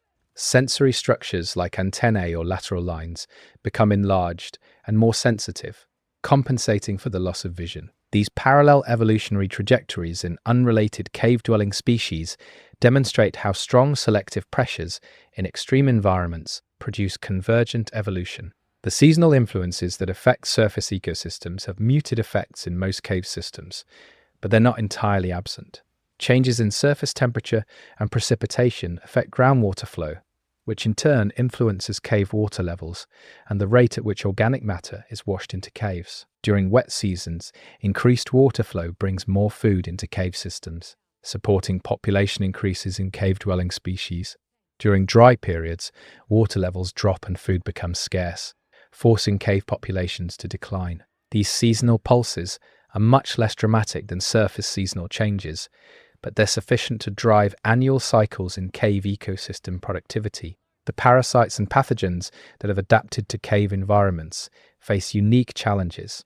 Transmission opportunities are limited because host populations are sparse and dispersed. This has led to the evolution of parasites with remarkably long-lived infective stages that can survive in the environment for extended periods while waiting for a suitable host to come along. Some cave parasites have lost the free living stages present in their surface relatives, instead being transmitted directly from host to host during the rare occasions when individuals come into contact. Others have evolved life cycles that involve multiple host species, taking advantage of the complex food webs that exist in larger cave systems to ensure transmission even when any single host species is scarce. The acoustic environment of caves creates unique opportunities and challenges for sound-based communication. Sound travels well through still cave air, allowing vocalizations to carry over long distances. But the echoes that bounce off cave walls can create acoustic clutter that makes communication difficult. Cave-dwelling species that rely on vocalizations have evolved calls optimized for cave acoustics, frequencies that minimize echo interference, temporal patterns that allow call and echo to be distinguished, and signal structures that remain recognizable even after bouncing off multiple surfaces. Some species even use echoes constructively, analyzing echo patterns to gather information about the size and shape of the space they occupy, essentially using the same principle as echolocation, but applied to their own vocalizations rather than specialized echolocation calls. The entrance zones of caves support unique communities that exist at the interface between surface and subterranean environments. These areas receive some filtered sunlight, allowing plants to grow, but the reduced light levels favor shade-tolerant species that wouldn't compete well in fully exposed surface habitats. The constant temperature and humidity of cave entrances create microclimates that remain stable even when surface conditions fluctuate wildly. This stability attracts species that are sensitive to temperature or moisture stress, creating unusually diverse communities in what appears to be a marginal habitat. The entrance zone acts as a gateway through which energy and nutrients flow from surface to cave, with many species using both environments and transferring materials between them. The fossilization potential of cave environments makes them invaluable for understanding evolutionary history. The stable conditions and minimal disturbance in caves create ideal circumstances for fossil preservation. Bones that would decompose or be scattered in surface environments can lie undisturbed in caves for thousands or millions of years, gradually becoming mineralized into fossils. Some caves contain nearly complete fossil assemblages, representing entire ancient ecosystems, providing snapshots of past biodiversity that would be impossible to obtain from surface deposits. The study of these cave fossils has revealed extinct species, documented evolutionary transitions, and provided insights into how ecosystems responded to past climate changes. The chemical weathering that occurs in caves creates spectacular mineral formations, stalactites, stalagmites, flowstones, and countless other speleothems. These formations grow incredibly slowly, with growth rates often measured in fractions of an inch per century. Their layers record environmental history, with changes in mineral composition reflecting changes in surface conditions, groundwater chemistry, and climate. Some formations are so old that their innermost layers formed millions of years ago, making them among the oldest continuously growing geological features on Earth. These formations aren't just geological curiosities. They influence cave ecosystems by altering cave passages, creating barriers that isolate populations, and providing substrate for microbial growth. The energy limitations that constrain cave ecosystems have created a world where efficiency is paramount. Cave-dwelling species have evolved to minimize energy expenditure in every possible way. They move slowly and deliberately, avoiding unnecessary activity. They have low reproductive rates, producing small numbers of offspring rather than investing in the large litters or clutches common in surface species. They grow slowly, taking years or decades to reach maturity rather than the months typical of surface species. They're long-lived, with some cave fish and salamanders living for decades, far exceeding the lifespans of their surface relatives. These life history strategies reflect adaptation to an environment where energy is always limited, but conditions are stable and predictable. The microbial life in caves includes some of the most remarkable extremophiles on Earth. Bacteria that extract energy from iron, sulfur, or even radioactive elements have been found in caves, surviving on energy sources that wouldn't support any surface organism. These microbes form biofilms on cave walls and in cave pools, creating ecosystems that function entirely independently of sunlight. They represent some of the oldest forms of life on Earth, using metabolic pathways that evolved billions of years ago. The study of cave microbes has implications beyond understanding cave ecosystems. They serve as models for understanding how life might exist on other planets, or in Earth's deep subsurface, where conditions are even more extreme than caves. Chapter 6. The Apex Circle. The relationships between the Forbidden Land's top predators create a complex web of competition, avoidance, and occasional cooperation that determines which species can hunt, where, and when. These apex predators rarely encounter each other directly because their territories are so large and they're individually scarce on the landscape. But when territories overlap, or resources become concentrated in small areas, interactions become inevitable. These encounters are usually resolved through displays rather than combat. Each predator assesses the other's size, health, and fighting capability, and the one with the disadvantage backs down. Actual fights between apex predators are rare because the risk of serious injury is high for both participants, and even winners may sustain damage that impairs their hunting ability. The territoriality displayed by solitary apex predators involves maintaining exclusive hunting grounds that can span hundreds of square miles. These enormous territories are necessary because large predators require large amounts of food, and prey populations can only support so many hunters before overhunting causes population crashes. Territory size adjusts based on prey density. In regions with abundant prey, territories can be smaller, while in marginal habitats, territories must expand to provide sufficient food. The boundaries of these territories are marked with scent posts, scratch marks, and vocalizations that warn other predators to stay away. These markers must be refreshed regularly because they degrade over time, and maintaining them requires significant time and energy investment. The seasonal movements of some apex predators create situations where territorial boundaries blur as animals follow migrating prey herds. During these periods, the normal strict territoriality relaxes, with multiple predators hunting the same general area with reduced conflict. They maintain spacing through smaller-scale territorial behavior, each predator claiming temporary hunting rights to sections of the migration route. When the migration ends and prey disperses, the predators return to their traditional territories and resume normal territorial behavior. This flexible approach to space use allows predators to exploit temporary resource abundances without giving up the benefits of maintaining year-round territories. The impact of apex predators on prey populations extends beyond direct mortality through what ecologists call the landscape of fear. Prey animals alter their behavior in response to predation risk, avoiding areas where encounters with predators are likely, even if that means giving up access to good food or water. They spend more time vigilant and less time feeding when in high-risk areas. They change their activity patterns, foraging during times when predators are less active. These behavioral changes reduce prey fitness, even if they never actually encounter a predator. Stress suppresses reproduction, reduced feeding time limits growth, and increased vigilance means less time for social activities. The mere presence of apex predators thus affects prey populations, both through killing and through the behavioral changes that occur in response to predation threat.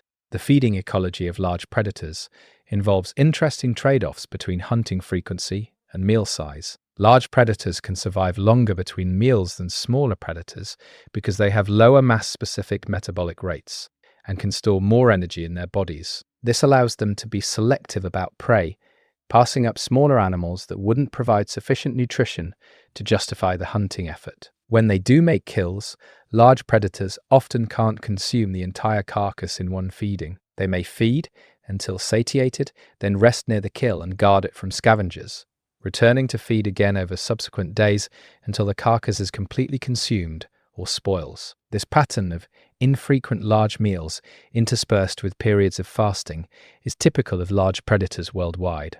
The scavenging behavior of apex predators challenges the common perception of these animals as pure hunters. Even the most formidable predators will scavenge when opportunities arise because finding a carcass that another animal killed requires far less energy than hunting. Some apex predators appear to scavenge more than they hunt, relying on their size and fighting ability to drive smaller predators off kills rather than making their own kills. This kleptoparasitism, stealing kills from others, can be a highly successful strategy for large, intimidating predators that can dominate carcass sites through intimidation.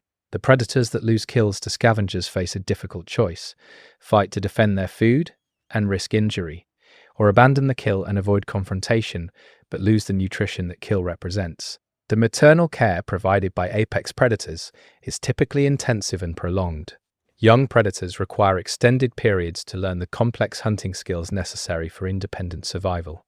Mothers provide not just food, but also instruction, teaching offspring how to stalk, when to strike, and how to handle dangerous prey. This teaching involves both demonstration, mothers hunting while young watch and learn, and active instruction, mothers deliberately creating situations where young can practice skills under supervision. The learning period can last months or even years, depending on species, during which time the mother's hunting efficiency is reduced because she must share kills with growing offspring and spend time teaching rather than hunting. The dispersal of young predators when they reach independence creates interesting population dynamics.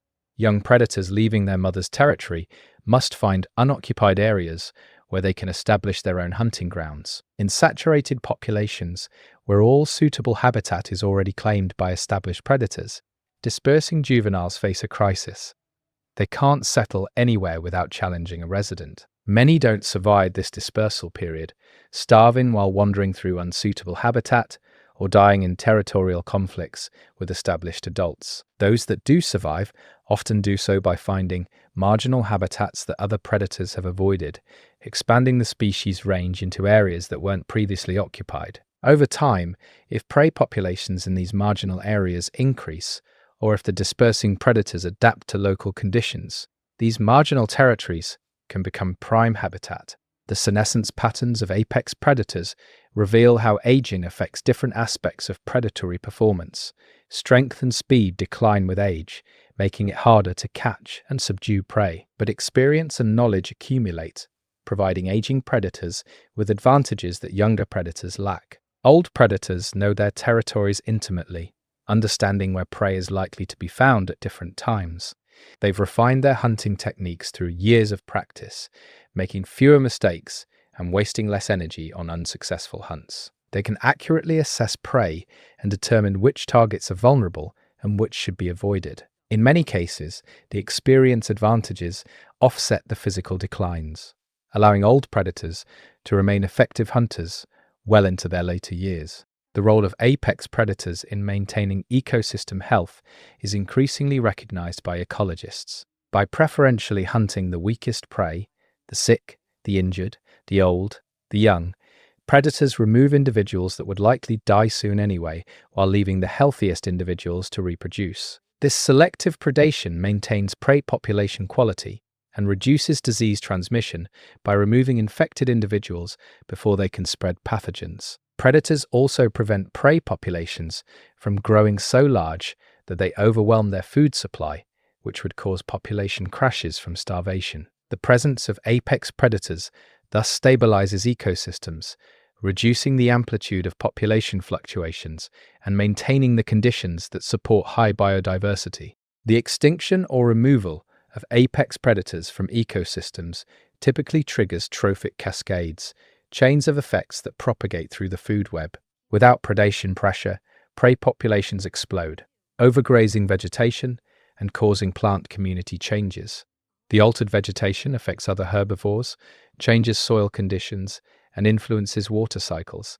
Small predators that previously couldn't compete with apex predators increase in number, putting pressure on their preferred prey species. These effects can fundamentally transform ecosystems, converting productive, diverse habitats into degraded systems with lower biodiversity and reduced ecological function. The reintroduction of apex predators to areas where they were previously eliminated can reverse these changes, demonstrating how important these species are to ecosystem integrity. The competition between apex predators and human hunters creates conflicts that have existed throughout human history.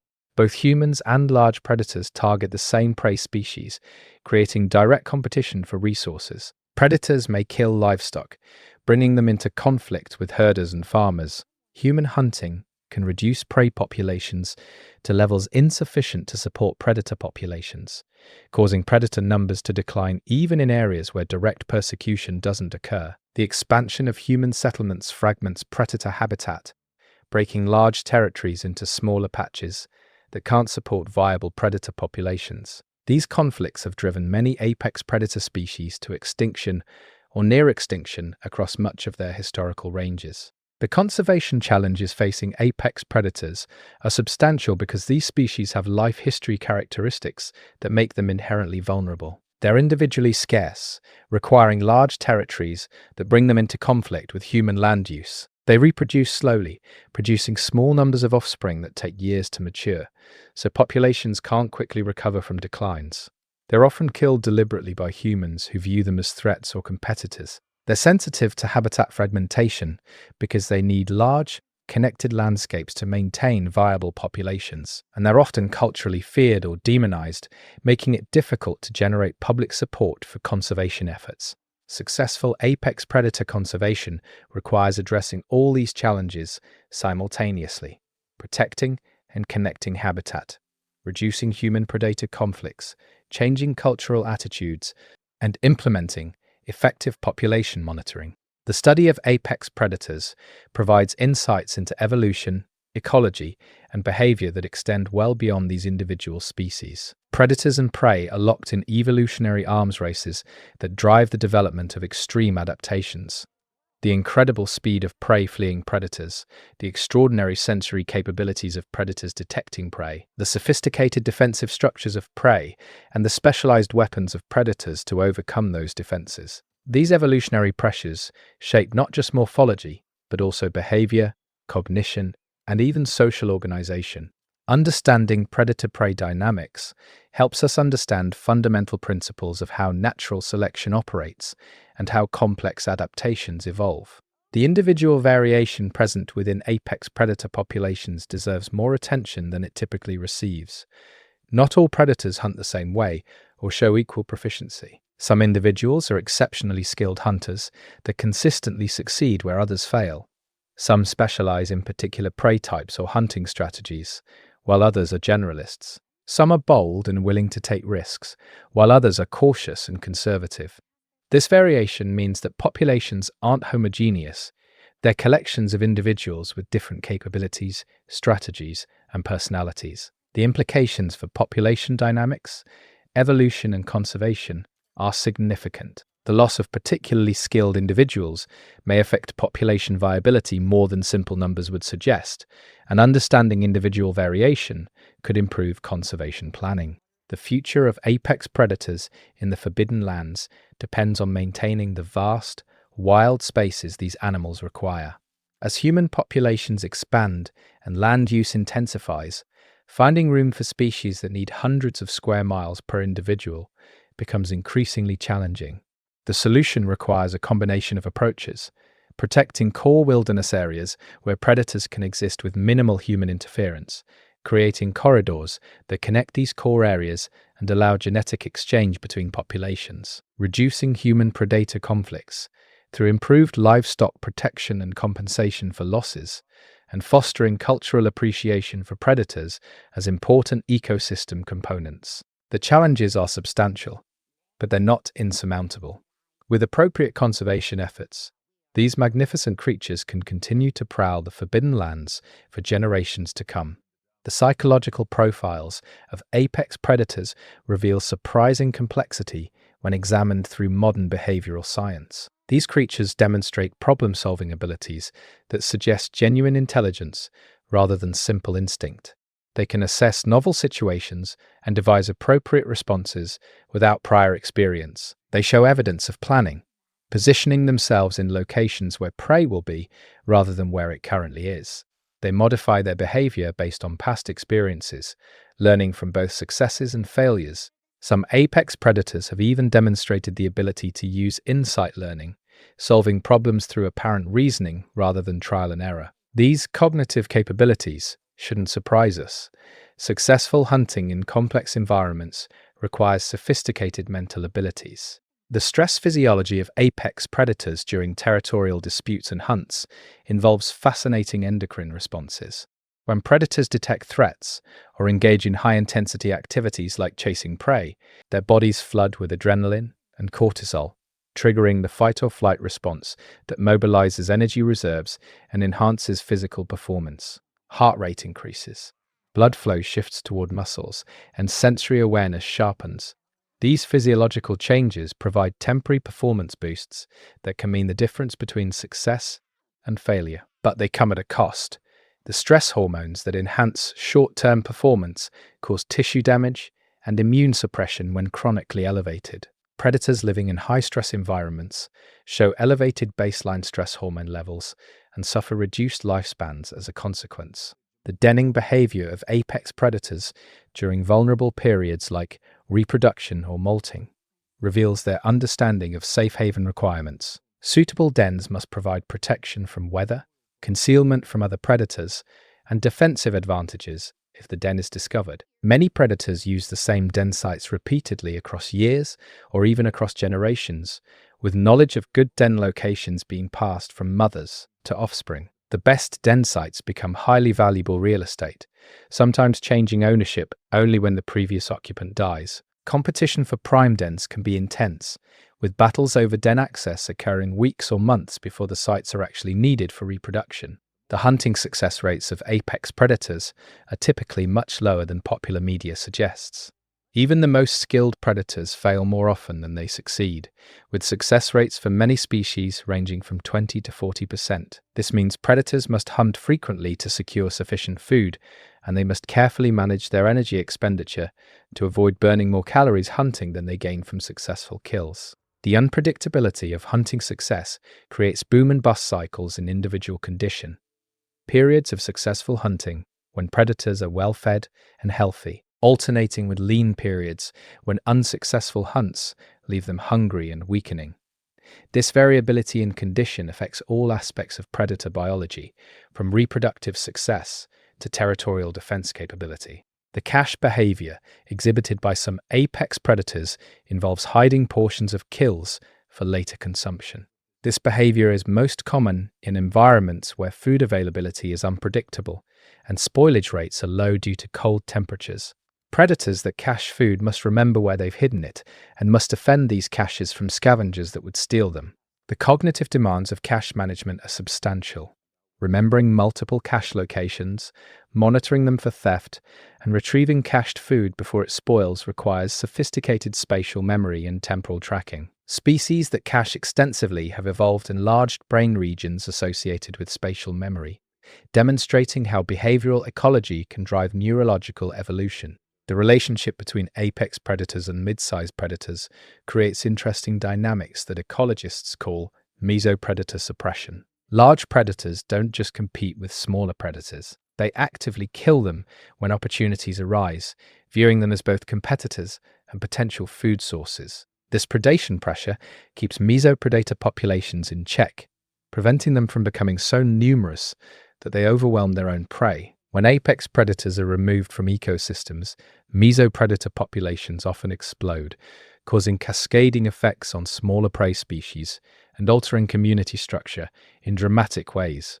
The presence of apex predators thus provides indirect benefits to small prey species by controlling the predators that would otherwise hunt them intensively. The dietary flexibility shown by some apex predators allows them to persist through periods when preferred prey is scarce. These generalist hunters can switch between prey types based on availability, hunting whatever is most abundant or most easily caught at any given time.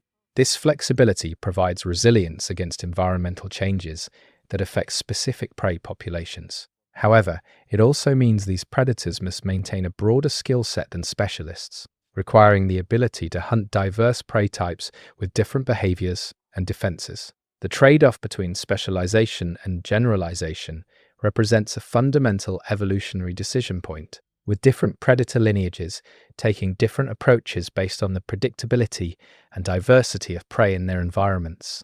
The wounds and scars that accumulate on apex predators over their lifetimes tell stories of past battles and hunts. Broken teeth, healed fractures, claw marks and bite scars are common on older predators, documenting the dangerous nature of their lives.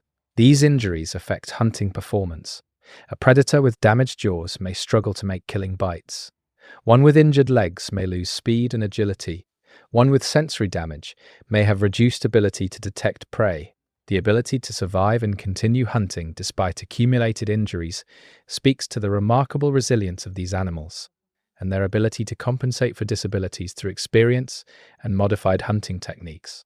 The sleep patterns of apex predators reflect their feast or famine lifestyle and the need to remain vigilant against threats. Most large predators sleep far more than humans, often 16 hours or more per day when food is available and no immediate threats exist. But this sleep is often light and easily interrupted, allowing rapid responses to opportunities or dangers. After successful hunts, predators enter deeper sleep states as they digest large meals, their bodies directing energy toward digestion rather than maintaining high alertness. During lean periods without food, sleep becomes more restless and fragmented as hunger drives increased hunting effort. The ability to function effectively despite irregular sleep patterns is an important adaptation for animals whose activity is dictated by prey behavior rather than regular circadian rhythms. The thermoregulation challenges faced by large-bodied predators differ from those of smaller animals due to the physics of heat exchange. Large animals have lower surface area to volume ratios than small animals, meaning they lose heat more slowly, but also gain heat more slowly. In hot environments, this can create overheating problems, particularly during the intense exertion of hunting. Large predators in hot climates have evolved various cooling mechanisms: panting, seeking shade, restricting activity to cooler times of day, even wallowing in water or mud. In cold environments, their large size is advantageous for heat retention, but they must still maintain sufficient food intake to fuel the metabolic heat production necessary to maintain body temperature. The vocal repertoires of apex predators include a wider range of sounds than most people realize. Beyond the roars, growls, and snarls that signal aggression or warn of danger, predators produce softer contact calls that maintain bonds between mothers and offspring or between mated pairs. They use different vocalizations to communicate different information. Threat calls differ from food calls, which differ from mating calls, which differ from distress calls. Some species have learned to recognize the specific vocalizations of individual predators, allowing them to identify neighbors versus strangers by sound alone. This vocal recognition ability reduces the need for potentially dangerous physical encounters to establish identity. The play behavior observed in juvenile apex predators serves important developmental functions beyond simple entertainment. Through play fighting, young predators practice combat skills they'll need as adults for territorial defense and prey capture. Through play stalking and pouncing, they refine the motor skills necessary for successful hunting. Through play with siblings, they learn social skills and establish relationships that may influence their later behavior. The energetic cost of play is substantial. Young predators burn significant calories on these activities, but the learning benefits justify the investment. Juveniles that play more extensively often develop into more skilled hunters and fighters than those that play less, suggesting play has direct fitness consequences. The sensory world of apex predators is fundamentally different from human sensory experience. Many predators can detect ultraviolet light patterns invisible to humans, see clearly in near darkness, hear sounds far above and below human hearing range, detect scents at concentrations millions of times below human detection thresholds, and perceive vibrations and electromagnetic fields that humans cannot sense at all. Understanding predator behavior requires appreciating that they're responding to stimuli we cannot perceive, making decisions based on information we cannot access. What appears to be spontaneous or random behavior from a human perspective may actually be purposeful responses to environmental cues that our limited senses simply cannot detect. The impact of parasites and pathogens on apex predator populations is often underappreciated. Large predators harbor impressive parasite loads: intestinal worms, external parasites like ticks and mites, blood parasites, and various disease organisms. These parasites don't usually kill healthy adult predators, but they exact a steady toll in reduced energy, suppressed immune function, and decreased performance. Young, old, and stressed predators are particularly vulnerable to parasite-induced mortality. In some populations, parasites and disease may cause more deaths than starvation or combat. The study of wildlife diseases has revealed complex interactions between parasites, their hosts, and environmental factors that influence disease dynamics in ways we're only beginning to understand. The cultural transmission of hunting techniques in some apex predator populations demonstrates that learning plays a larger role than genetics in determining predator behavior. Young predators in different regions develop different hunting styles based on what they learn from their mothers and other experienced predators they observe.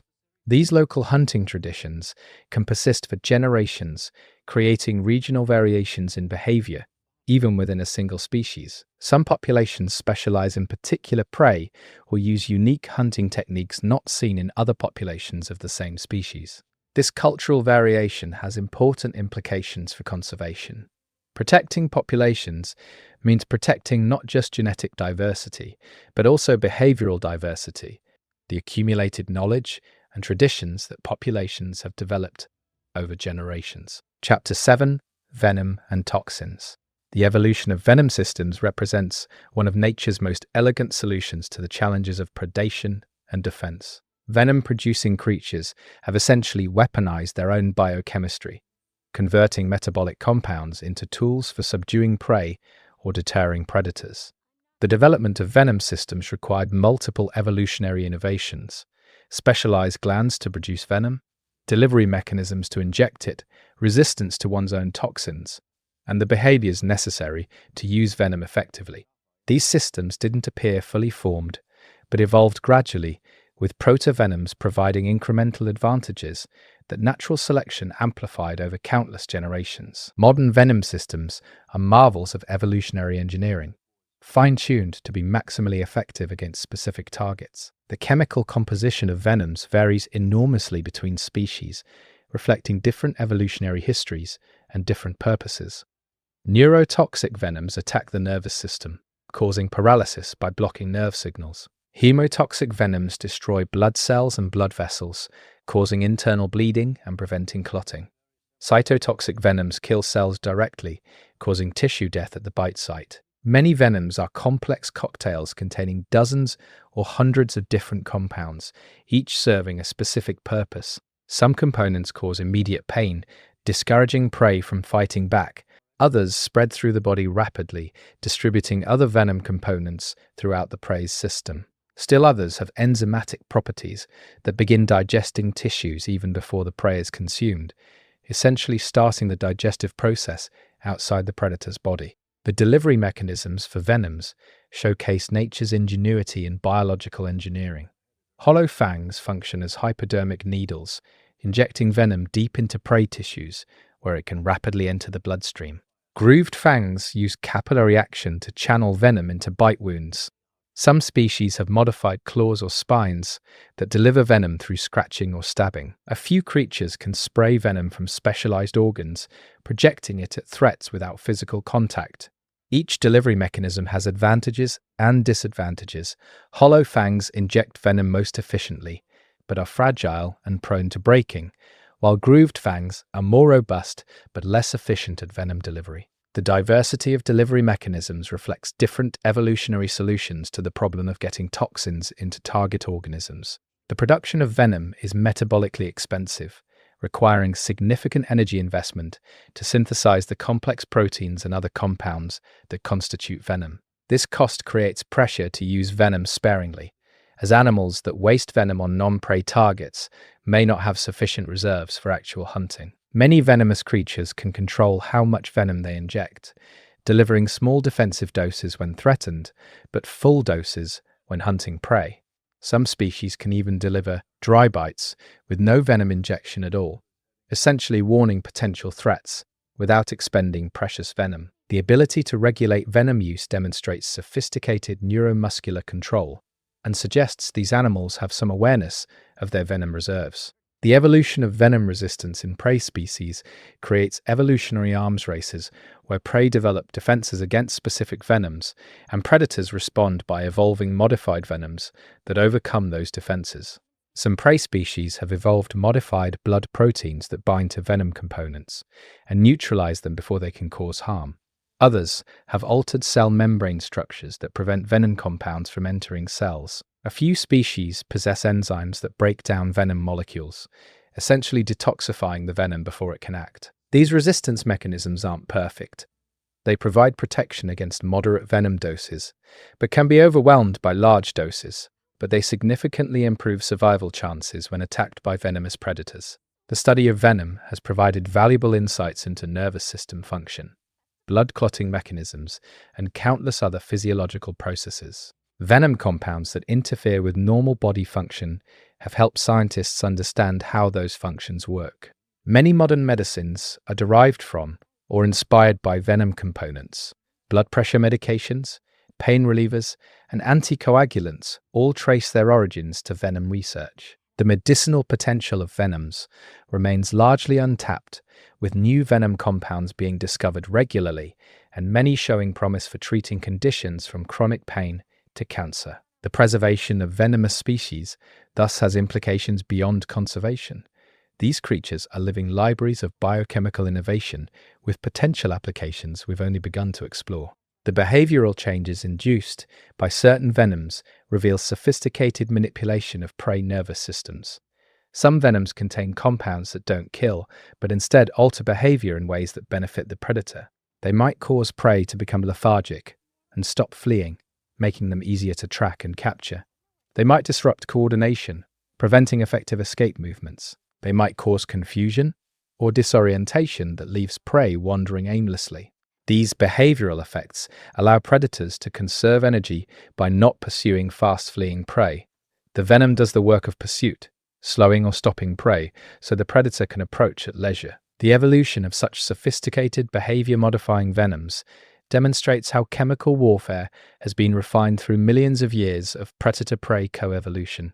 The immune system responses to venom vary depending on whether an organism is encountering that venom for the first time or has been previously exposed. Initial envenomations typically produce localized reactions, pain, swelling, tissue damage at the injection site, but if the animal survives, the immune system may develop antibodies against venom components, providing some protection during subsequent exposures. This acquired immunity is rarely complete.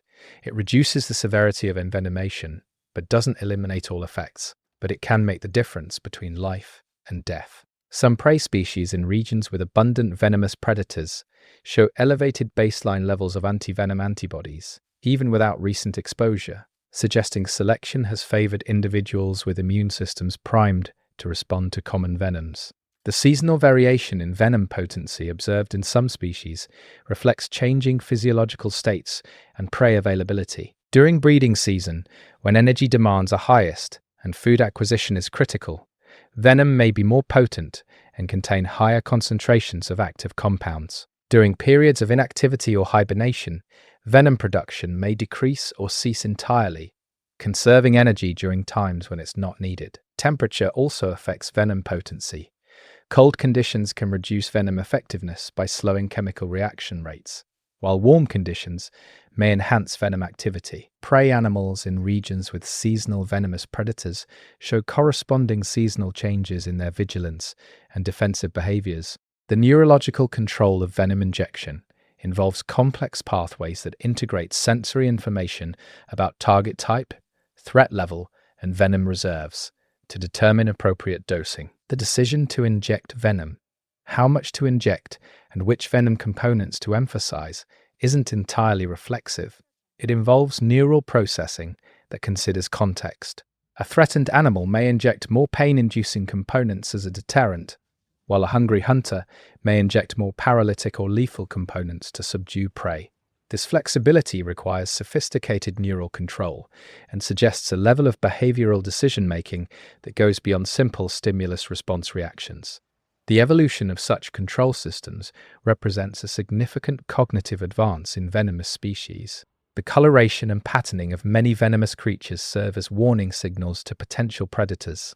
The phenomenon of aposematism, bright colors, and high contrast patterns advertise toxicity, warning predators to stay away.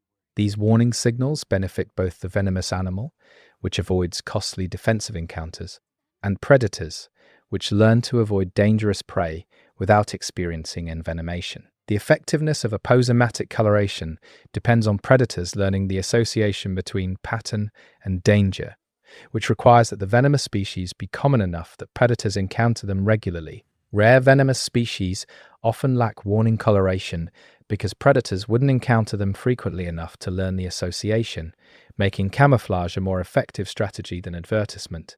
The Batesian mimicry exhibited by non-venomous species that resemble venomous ones demonstrates how warning signals can be exploited.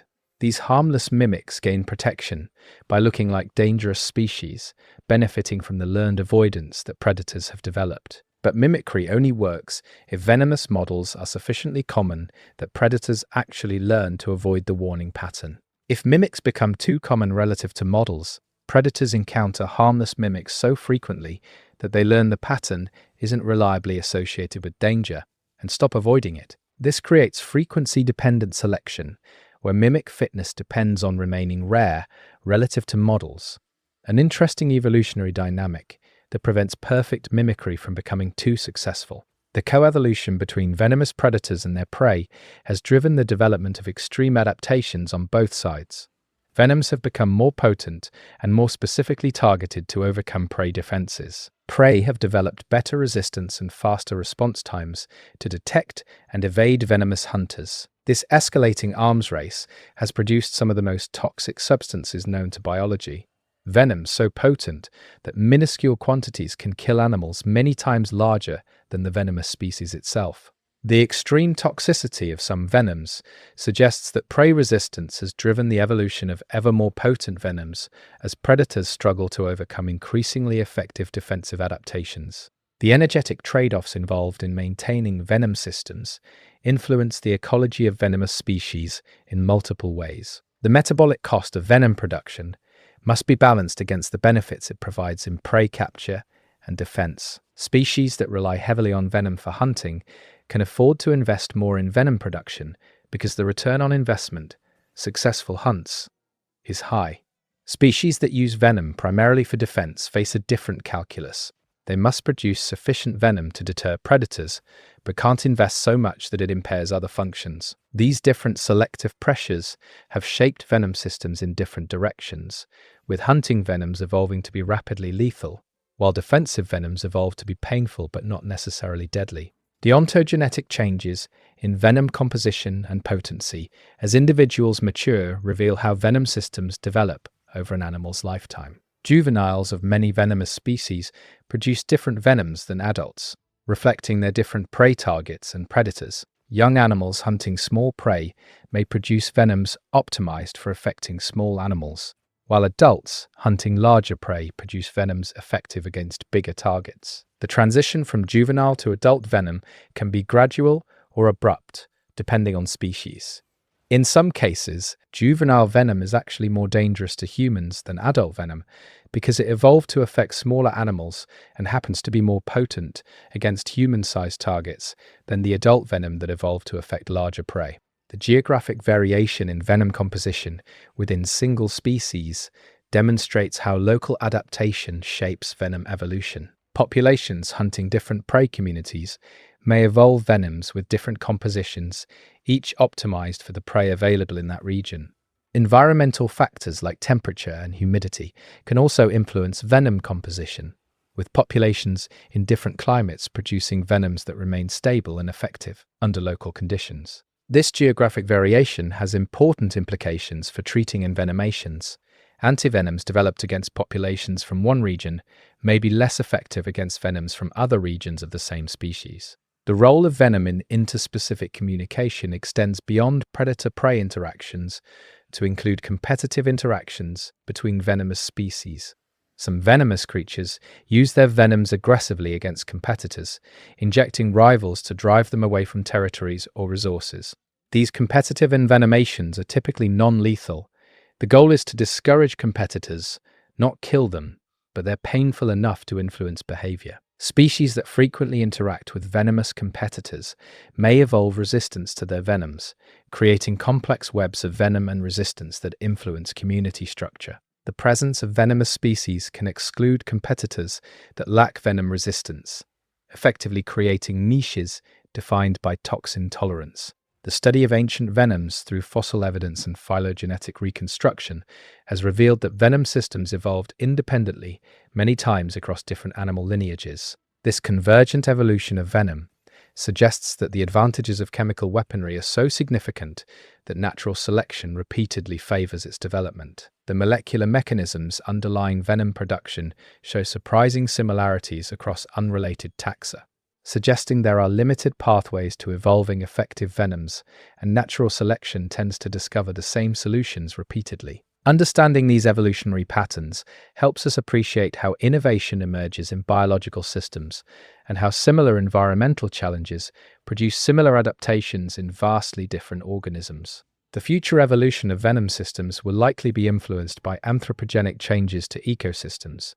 As habitats become fragmented and prey communities change, selection pressures on venom systems will shift. Populations may evolve venoms optimized for novel prey that become abundant in human-modified landscapes. Climate change may alter the effectiveness of existing venoms, favoring individuals that produce modified toxins that remain stable under new thermal regimes. The introduction of novel predators and prey through human activity may create new evolutionary dynamics that drive rapid changes in venom composition. Studying how venom systems respond to these anthropogenic pressures will provide insights into evolution in action and help us understand how rapidly species can adapt to changing conditions.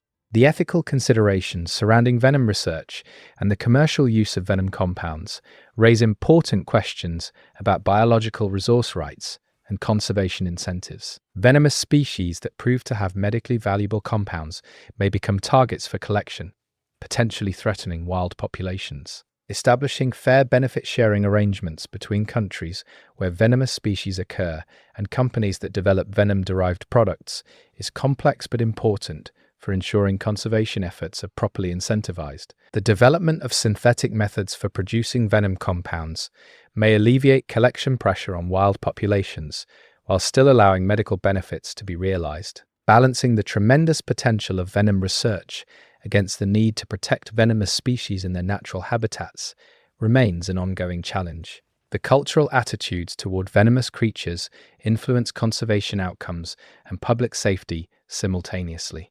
Many cultures fear and vilify venomous animals, leading to widespread killing of these species, even when they pose minimal actual threat. This persecution has driven some venomous species toward extinction or local extirpation, removing them from ecosystems where they played important roles. Education efforts that help people understand the actual risks posed by venomous species, how to safely coexist with them, and why they're ecologically important can shift attitudes from fear-based persecution toward appreciation-based conservation. However, these education efforts must be balanced with legitimate safety concerns.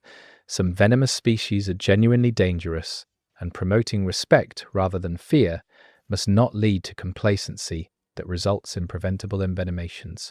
The mechanisms by which venoms cause death or incapacitation continue to reveal surprises as analytical techniques improve. Some venom effects that were attributed to single compounds turn out to be the result of synergistic interactions between multiple components, each relatively harmless alone but devastating in combination. Other venoms contain compounds that inhibit the body's natural defenses against other venom components, essentially disabling the prey's ability to counteract envenomation.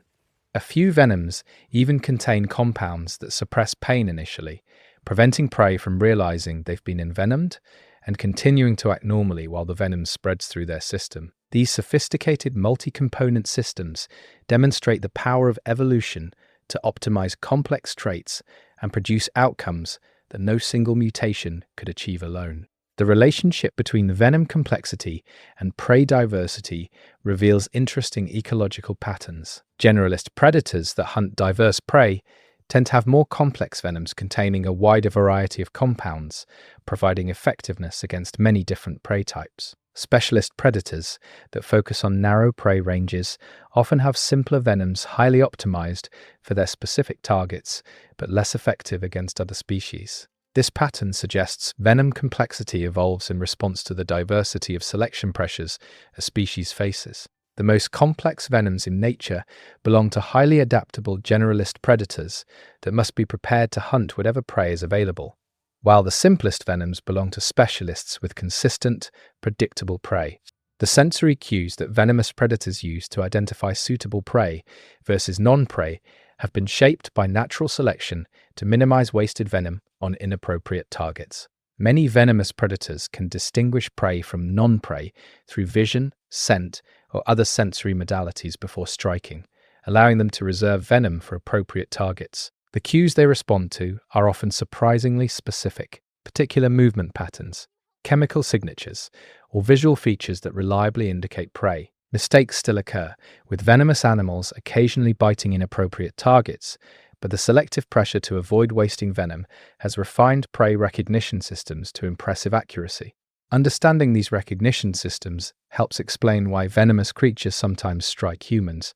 We may be triggering prey recognition cues through our movements, scents, or appearance. The development of universal antivenoms that work against multiple venoms remains an elusive goal despite decades of research. The diversity of venom compositions and mechanisms of action makes creating broad-spectrum treatments extremely challenging. Each venom requires specific antibodies against its unique components, and producing antibodies against hundreds or thousands of different venoms isn't practical. Recent advances in understanding venom evolution and composition may enable the development of antivenoms that work against classes of related venoms, providing broader protection than current single-species antivenoms while remaining practically achievable. Such advances would be particularly valuable in regions with diverse venomous fauna, where knowing exactly which species caused an envenomation isn't always possible. The role of venom in shaping ecological communities extends to influencing ecosystem processes like nutrient cycling and energy flow. Venomous predators may alter prey behavior in ways that affect where and when herbivores feed, which in turn influences plant communities and decomposition rates. The carcasses of envenomed prey may decompose differently than those killed by other methods, potentially affecting scavenger communities and nutrient return to soils. Venom itself can enter ecosystems through various pathways. Defensive venom sprayed into the environment, venom in the feces of predators that consumed envenomed prey, venom in the bodies of dead venomous animals, and these venom compounds may affect organisms that come into contact with them. The full ecological effects of venoms remain poorly understood, but likely influence ecosystem function in subtle but important ways. The comparative study of venom systems across the tree of life reveals fundamental principles about how complex traits evolve and how organisms solve common problems.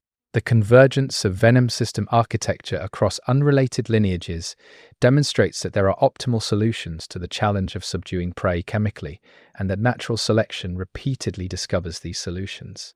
The diversity of specific venom compositions shows that while general principles constrain venom evolution, there's enormous room for innovation in the details. This combination of convergence in structure and divergence in specifics is a common theme in evolutionary biology, and venom systems provide an excellent model for studying these patterns. The insights gained from studying venom evolution inform our understanding of evolutionary processes more generally and help us appreciate the creativity inherent in natural selection. The conservation status of many venomous species is precarious due to habitat loss, persecution, and collection for the pet trade or venom extraction.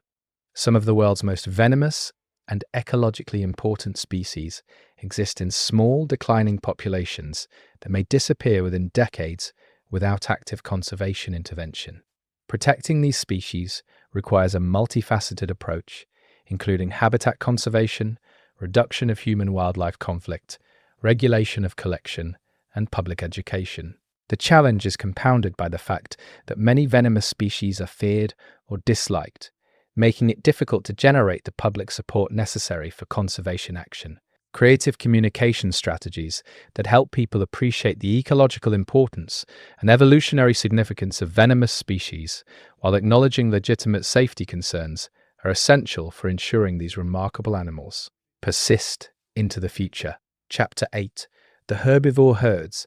The mass migrations of herbivore herds across the Forbidden Lands represent one of the most spectacular biological phenomena on the planet. These movements involve millions of animals traversing hundreds of miles in response to seasonal resource availability.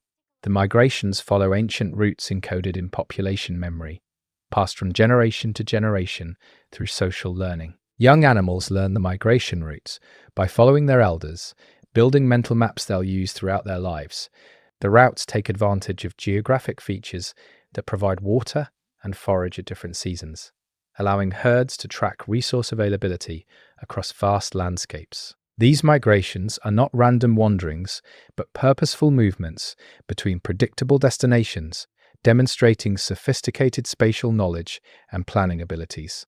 The social structures within herbivore herds vary considerably between species, but share common features related to cooperative defense and resource sharing. Many herds are composed of family groups centered around matrilineal lineages, with multiple generations of related females forming the core of social units. Males are often peripherally associated, joining herds during breeding season, but spending much of their time in bachelor groups or as solitary wanderers. The hierarchies within herds are usually based on age and experience, rather than simple physical dominance, with older, more knowledgeable individuals enjoying priority access to resources and making decisions about when and where the herd moves. These gerontocracies mean that the loss of older individuals represents not just a loss of biomass, but a loss of accumulated knowledge that can affect herd survival. The communication systems of herd-living herbivores must function across distances and in conditions where visual contact is difficult. Vocalizations carry information about individual identity, emotional state, and immediate threats. Some species produce alarm calls that differ based on predator type, allowing herdmates to respond appropriately to different threats, fleeing from fast predators, forming defensive formations against large predators, mobbing smaller predators. Chemical communication through scent marking helps maintain herd cohesion and provides information about reproductive status. Visual signals like postures and movements convey information when animals can see each other.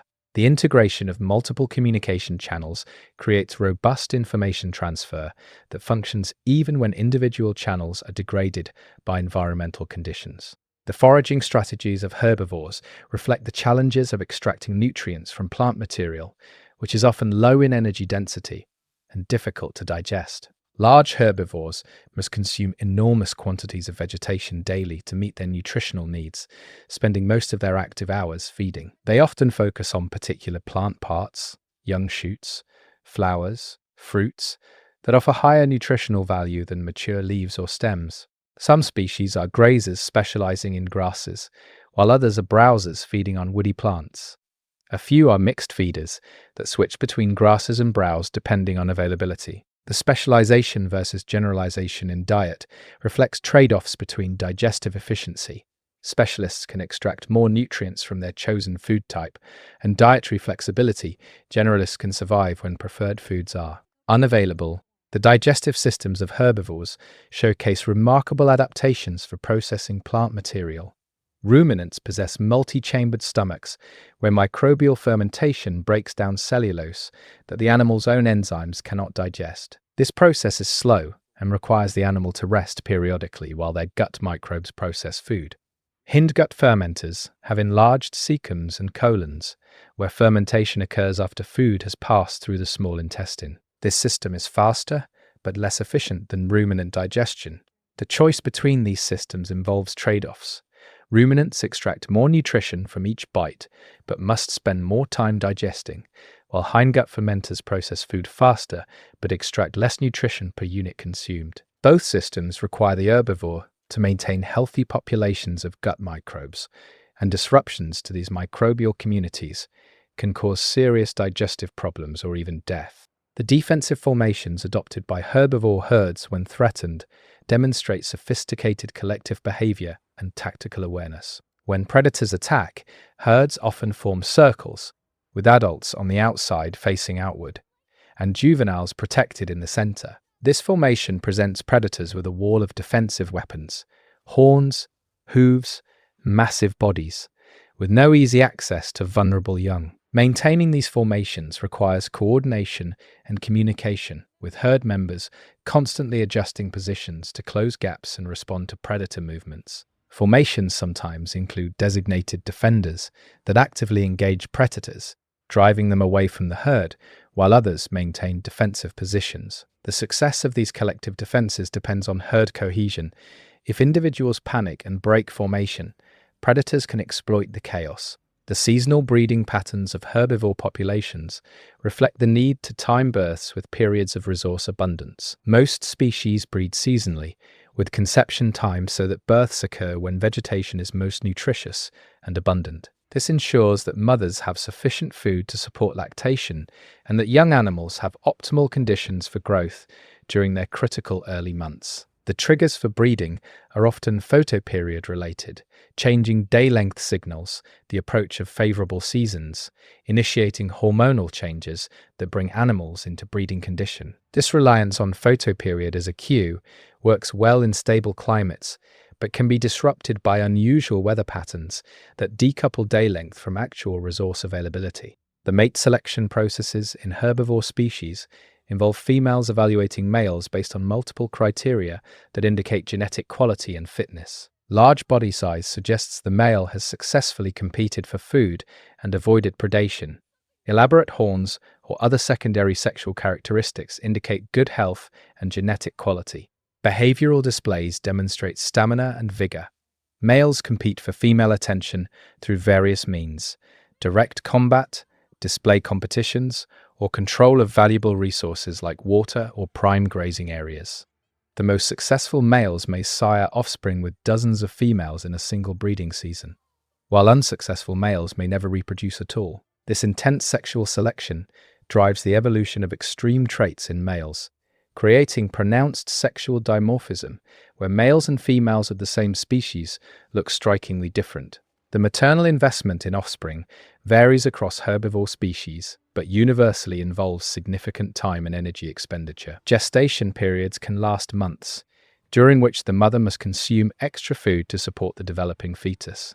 After birth, lactation demands are enormous, with mothers producing large quantities of milk rich in fats and proteins. Mothers must protect their young from predators, teach them what to eat and where to find it, and help them integrate into herd social structures. The duration of maternal care ranges from weeks in precocial species where young are mobile and independent quickly, to years in species where young remain dependent on their mothers for extended periods. The intensity of maternal care reflects the benefits of extended learning periods for social, cognitively complex species. The predation risk faced by herbivore herds creates what ecologists call a predator pit, a situation where predation pressure is so intense that herbivore populations can't grow even when food is abundant. Heavy predation on young animals may kill most juveniles before they reach reproductive age, preventing population growth despite good environmental conditions. Adult mortality from predation may exceed reproductive output,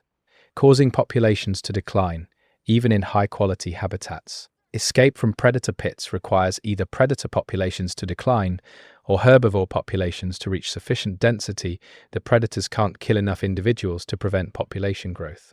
These dynamics create complex population cycles where herbivore numbers fluctuate dramatically over years or decades. The habitat modification caused by large herbivore herds can fundamentally transform landscapes. Heavy grazing removes vegetation, preventing trees and shrubs from establishing and maintaining grassland habitats. Trampling compacts soil, affecting water infiltration and root growth. Herbivore waste deposits concentrated nutrients in some areas while depleting them in others.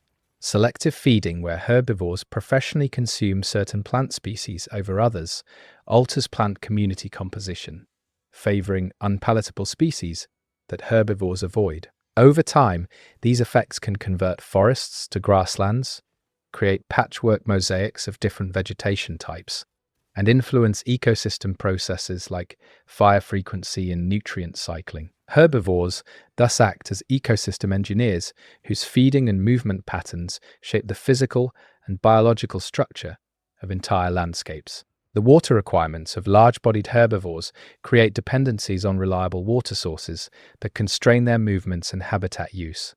Most large herbivores must drink daily, restricting how far they can range from water. During dry seasons, when water sources become scarce, competition for access to remaining water holes intensifies, creating conflict both within and between species. The areas around permanent water become focal points for predator activity, as hunters position themselves along the routes herbivores must take to drink. This creates a dangerous dilemma for herbivores. They must access water to survive, but approaching water sources exposes them to elevated predation risk. The trade-off between hydration needs and predation risk influences when herbivores drink, with many species preferring to approach water during midday when most predators are inactive. The dust bathing and mud wallowing behaviors exhibited by many herbivores serve multiple important functions. Coating the body in dust or mud provides protection against biting insects, creating a physical barrier that parasites must penetrate to feed. The dust and mud may also contain compounds with insecticidal or antimicrobial properties, providing additional protection. Wallowing helps regulate body temperature, with wet mud providing evaporative cooling that persists after the animal leaves the wallow. The social aspects of wallowing create opportunities for social bonding and hierarchy establishment as animals interact at wallow sites. Preferred wallowing sites become community gathering points that multiple herds or species may use, creating temporary high-density aggregations with interesting social dynamics. The horn and antler structures that many herbivores possess represent massive physiological investments with multiple functions. These structures serve as weapons for defense against predators and for intraspecific combat during breeding competitions. They function as signals of quality and fitness that influence mate choice and social status. In some species, they help with thermoregulation or serve as resonating chambers that amplify vocalizations. The costs of growing and maintaining these structures are substantial. Antlers are grown and shed annually in some species, requiring enormous calcium and protein investment. Horns grow continuously throughout life in others, becoming progressively larger and more elaborate. Injuries to horns can be debilitating, affecting fighting ability and potentially leading to infections that threaten survival. The dietary preferences within herbivore populations show individual variation that has interesting ecological and evolutionary implications. While species show general dietary patterns, individuals within populations may specialize on particular plant types or feeding locations. Some individuals may professionally feed in risky but productive areas, while others stick to safer but less nutritious habitats. These individual differences in foraging behavior can lead to differential survival and reproduction, driving evolution of diverse strategies within populations. The maintenance of variation suggests that different strategies have roughly equal fitness on average, with no single approach being universally superior. Environmental variability may maintain this variation. Strategies that work well in some years or locations may be inferior in others. The impacts of disease and parasites on herbivore populations can be devastating, particularly in dense herds where transmission is easy. Respiratory diseases spread rapidly through herds as infected individuals cough and sneeze, projecting pathogens into the air that others inhale. Gastrointestinal parasites transmitted through fecal contamination of vegetation can infect large percentages of herds. External parasites like ticks and botflies reduce host fitness through blood feeding and tissue damage. Some diseases cause outright mortality, killing infected animals within days or weeks. Others are chronic, reducing fitness over long periods through persistent low-level health impacts. The immune systems of herbivores must constantly battle pathogen challenges, and individuals with stronger immune responses enjoy survival advantages. The sensory vigilance maintained by herd members creates collective detection systems far more effective than any individual's senses. With dozens or hundreds of animals each scanning their surroundings, the probability that at least one will detect an approaching predator is extremely high. This dilution of individual vigilance effort. Each animal can spend less time watching for threats because others are also watching, allows herd members to spend more time feeding. The trade-off between vigilance and feeding time is crucial for herbivore fitness, as both predation avoidance and nutritional intake affect survival. Herds essentially solve this trade-off through cooperation, allowing individuals to achieve both effective predator detection and high feeding rates simultaneously. The dominance hierarchies within herds reduce conflict over resources by establishing clear priority access without constant fighting. Once hierarchies are established through initial contests, subordinate animals typically defer to dominance without resistance, avoiding injuries that fights would cause. Dominants enjoy first access to food, water, and mates, translating their social status into reproductive advantages. But dominance comes with costs. Maintaining high rank requires frequent displays and occasional fights to repel challengers, consuming energy and incurring injury risks. The benefits of high rank must outweigh these costs for dominance hierarchies to be stable. In resource-poor environments, where dominant and subordinate individuals have similar reproductive success, hierarchies may be weak or absent. The alarm response systems in herbivore herds involve rapid information transfer and coordinated evasive action. When one animal detects danger and produces an alarm call, herd mates respond within fractions of a second, orienting toward the threat or initiating flight before they've even perceived the danger themselves. This ability to respond to alarm signals from conspecifics allows information about threats to spread through herds faster than the threats themselves can move, giving animals at the rear of herds time to escape even when predators attack the leading edge. The effectiveness of alarm systems depends on reliability. If alarm calls are given for non-threatening stimuli too often, animals may stop responding, creating opportunities for real threats to go unnoticed. The nutritional challenges of digesting plant material have driven herbivores to spend extensive time feeding and resting. Unlike carnivores that can gorge on nutrient-dense prey and then rest for days, herbivores must feed nearly constantly to meet their nutritional needs. Periods of active feeding are interspersed with resting periods, where digestion occurs, creating daily activity patterns that alternate between these states. The balance between feeding time and resting time must be carefully managed. Too much feeding without sufficient rest prevents proper digestion, while too much rest means insufficient food intake. Environmental factors like temperature, predation risk, and food quality influence how animals allocate time between these competing demands. The selection of feeding sites within available habitat involves herbivores balancing multiple factors, including food quantity, food quality, predation risk, thermal stress, and distance from water. High-quality feeding areas may be avoided if predation risk is too high. Abundant food in thermally stressful locations may be passed over in favor of sparser food in shaded areas. The optimal feeding site varies throughout the day and across seasons as these various factors change in relative importance. Herbivores demonstrate remarkable ability to integrate multiple sources of information and make decisions that maximize their overall fitness given current conditions. This decision-making ability requires cognitive capacities for evaluating trade-offs and remembering the characteristics of different locations. The long-distance movements of migratory herds require physiological adaptations for sustained travel. Migrants must be capable of walking dozens of miles per day for weeks or months, maintaining this activity level despite variable food availability and environmental conditions. Their cardiovascular systems must support sustained moderate-intensity exercise.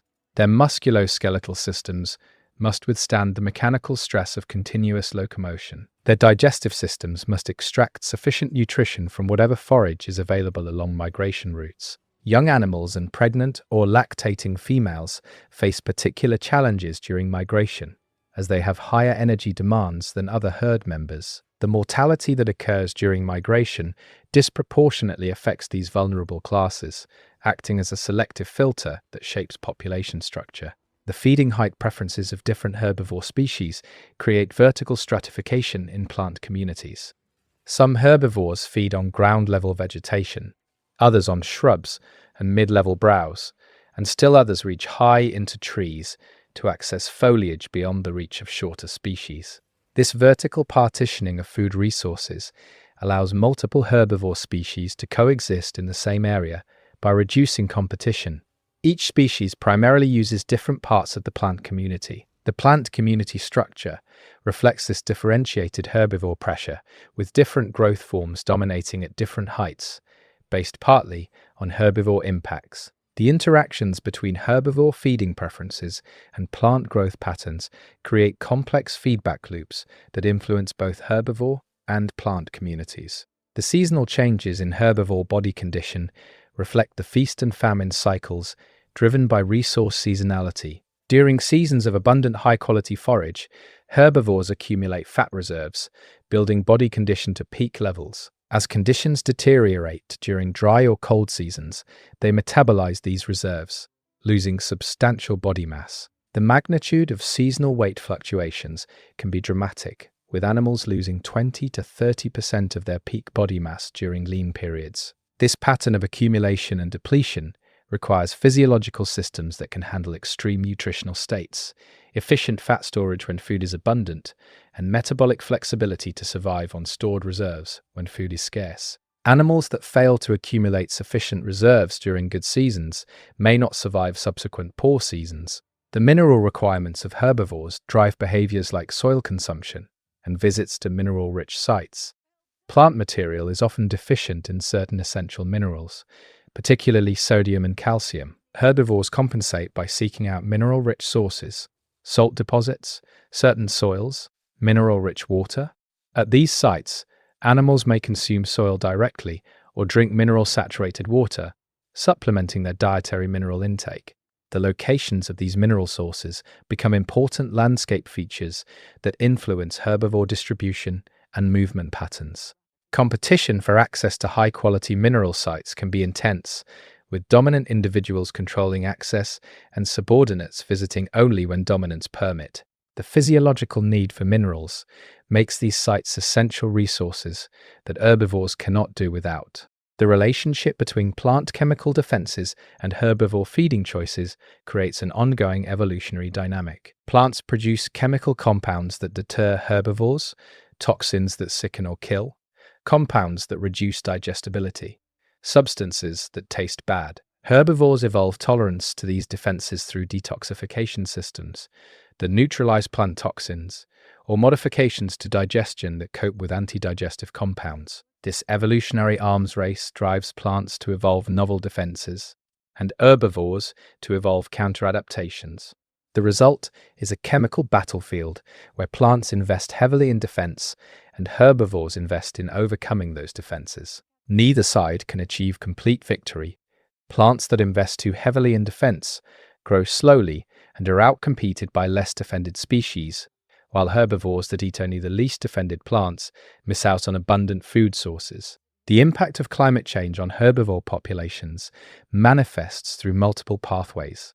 Changing precipitation patterns alter vegetation productivity and phenology, shifting when plants produce nutritious growth. Temperature changes affect the energy balance of large-bodied herbivores, with heat stress becoming more common in warming climates. Extreme weather events like droughts or unseasonable storms can cause mass mortality. The phenological mismatch between the timing of births and peak vegetation quality can reduce juvenile survival if the seasonal cues animals use to time reproduction no longer reliably predict resource availability. These climate impacts interact with other stresses like predation and disease, creating complex challenges that test the adaptive capacity of herbivore populations. The role of herbivores in seed dispersal creates mutualistic relationships between plants and the animals that eat them. Fruits and seeds consumed by herbivores are transported in the animals' digestive systems and deposited in feces away from parent plants. This dispersal benefits plants by reducing competition between parent and offspring, and by allowing colonization of new areas. Some plant species have evolved fruits specifically to attract herbivores, producing nutritious pulp surrounding seeds that pass through digestive systems undamaged. The passage through an herbivore gut may even improve germination rates for some seeds, as digestive processes scarify seed coats that would otherwise prevent germination. This mutualism has shaped plant reproductive strategies and herbivore feeding preferences in ways that benefit both parties. The conservation challenges facing herbivore populations include habitat loss, overhunting, disease, and competition with domestic livestock. Many of the world's great herbivore migrations have been disrupted or eliminated by human development that blocks migration routes or degrades seasonal ranges. Hunting pressure has reduced or eliminated herbivore populations across much of their historical range. Diseases transmitted from domestic livestock have caused mass die-offs in wild populations. Competition with livestock for forage and water reduces the resources available to wild herbivores. Effective conservation requires addressing all these threats simultaneously, protecting and connecting habitats, regulating hunting sustainably, managing disease risks, and finding ways for wild herbivores and human land uses to coexist. The challenges are substantial but not insurmountable, with sufficient commitment and resources. The future of the great herbivore herds in the Forbidden Lands depends on maintaining the vast open spaces these animals require. As human populations expand and land use intensifies, finding room for animals that need hundreds of square miles of habitat becomes increasingly difficult. The solution requires a combination of approaches: large protected areas where human activities are limited, wildlife corridors that connect these protected areas and allow animal movement, working landscapes where wildlife and human activities coexist, and community-based conservation that gives local people incentives to protect rather than eliminate wildlife. Success will require cooperation across political boundaries, sustained funding, and public support for conservation efforts. The magnificent sight of herbivore herds thundering across open plains represents not just ecological importance, but also a connection to our planet's evolutionary heritage that would be tragic to lose. Chapter 9: Symbiosis and Partnerships.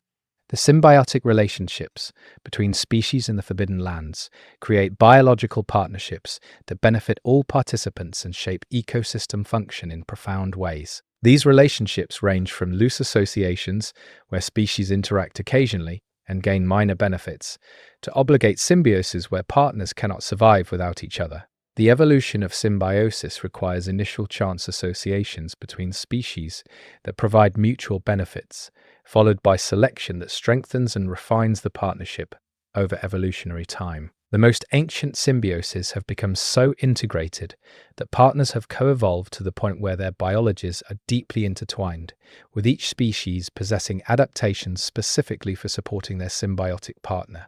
The cleaning symbioses observed between certain small creatures and large monsters create fascinating partnerships where both parties benefit from the interaction. Small cleaners remove parasites, dead skin, and debris from the bodies of large hosts, gaining nutrition while providing a valuable service. The hosts benefit from parasite removal and wound cleaning that they couldn't accomplish themselves. These cleaning stations become recognized locations in the landscape where hosts seek out cleaners, essentially visiting cleaning stations deliberately for maintenance.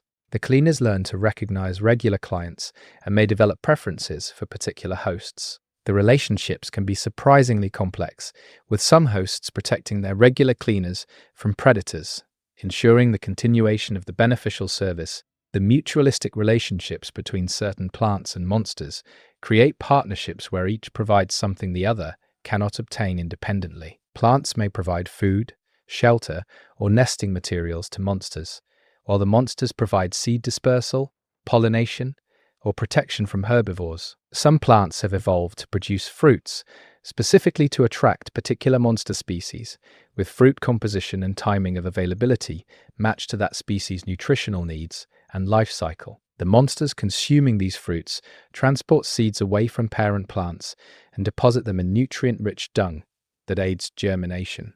This service is so valuable that plants may invest heavily in fruit production, even though the immediate cost is substantial. The microbial symbioses that occur within monster digestive systems represent some of the most important yet invisible partnerships in nature.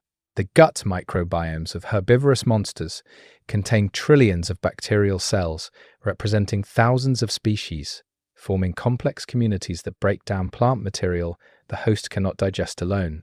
These microbes produce enzymes that degrade cellulose, synthesize vitamins the host cannot make, and even influence host immune function and behavior. The relationship is obligate. The host cannot survive without its microbiome, and the microbes cannot survive outside the host's gut environment.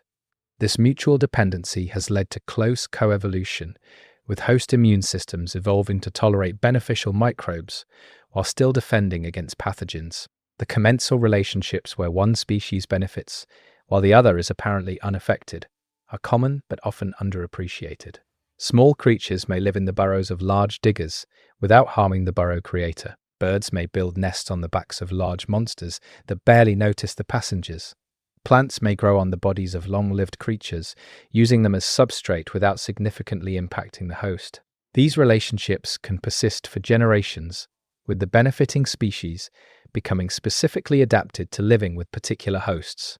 Over time, commensalism can evolve into mutualism if the unaffected partner begins deriving benefits from the association, or into parasitism if the benefiting party begins harming the host. The protection mutualisms, where small aggressive species defend larger but less aggressive hosts, create unusual partnerships.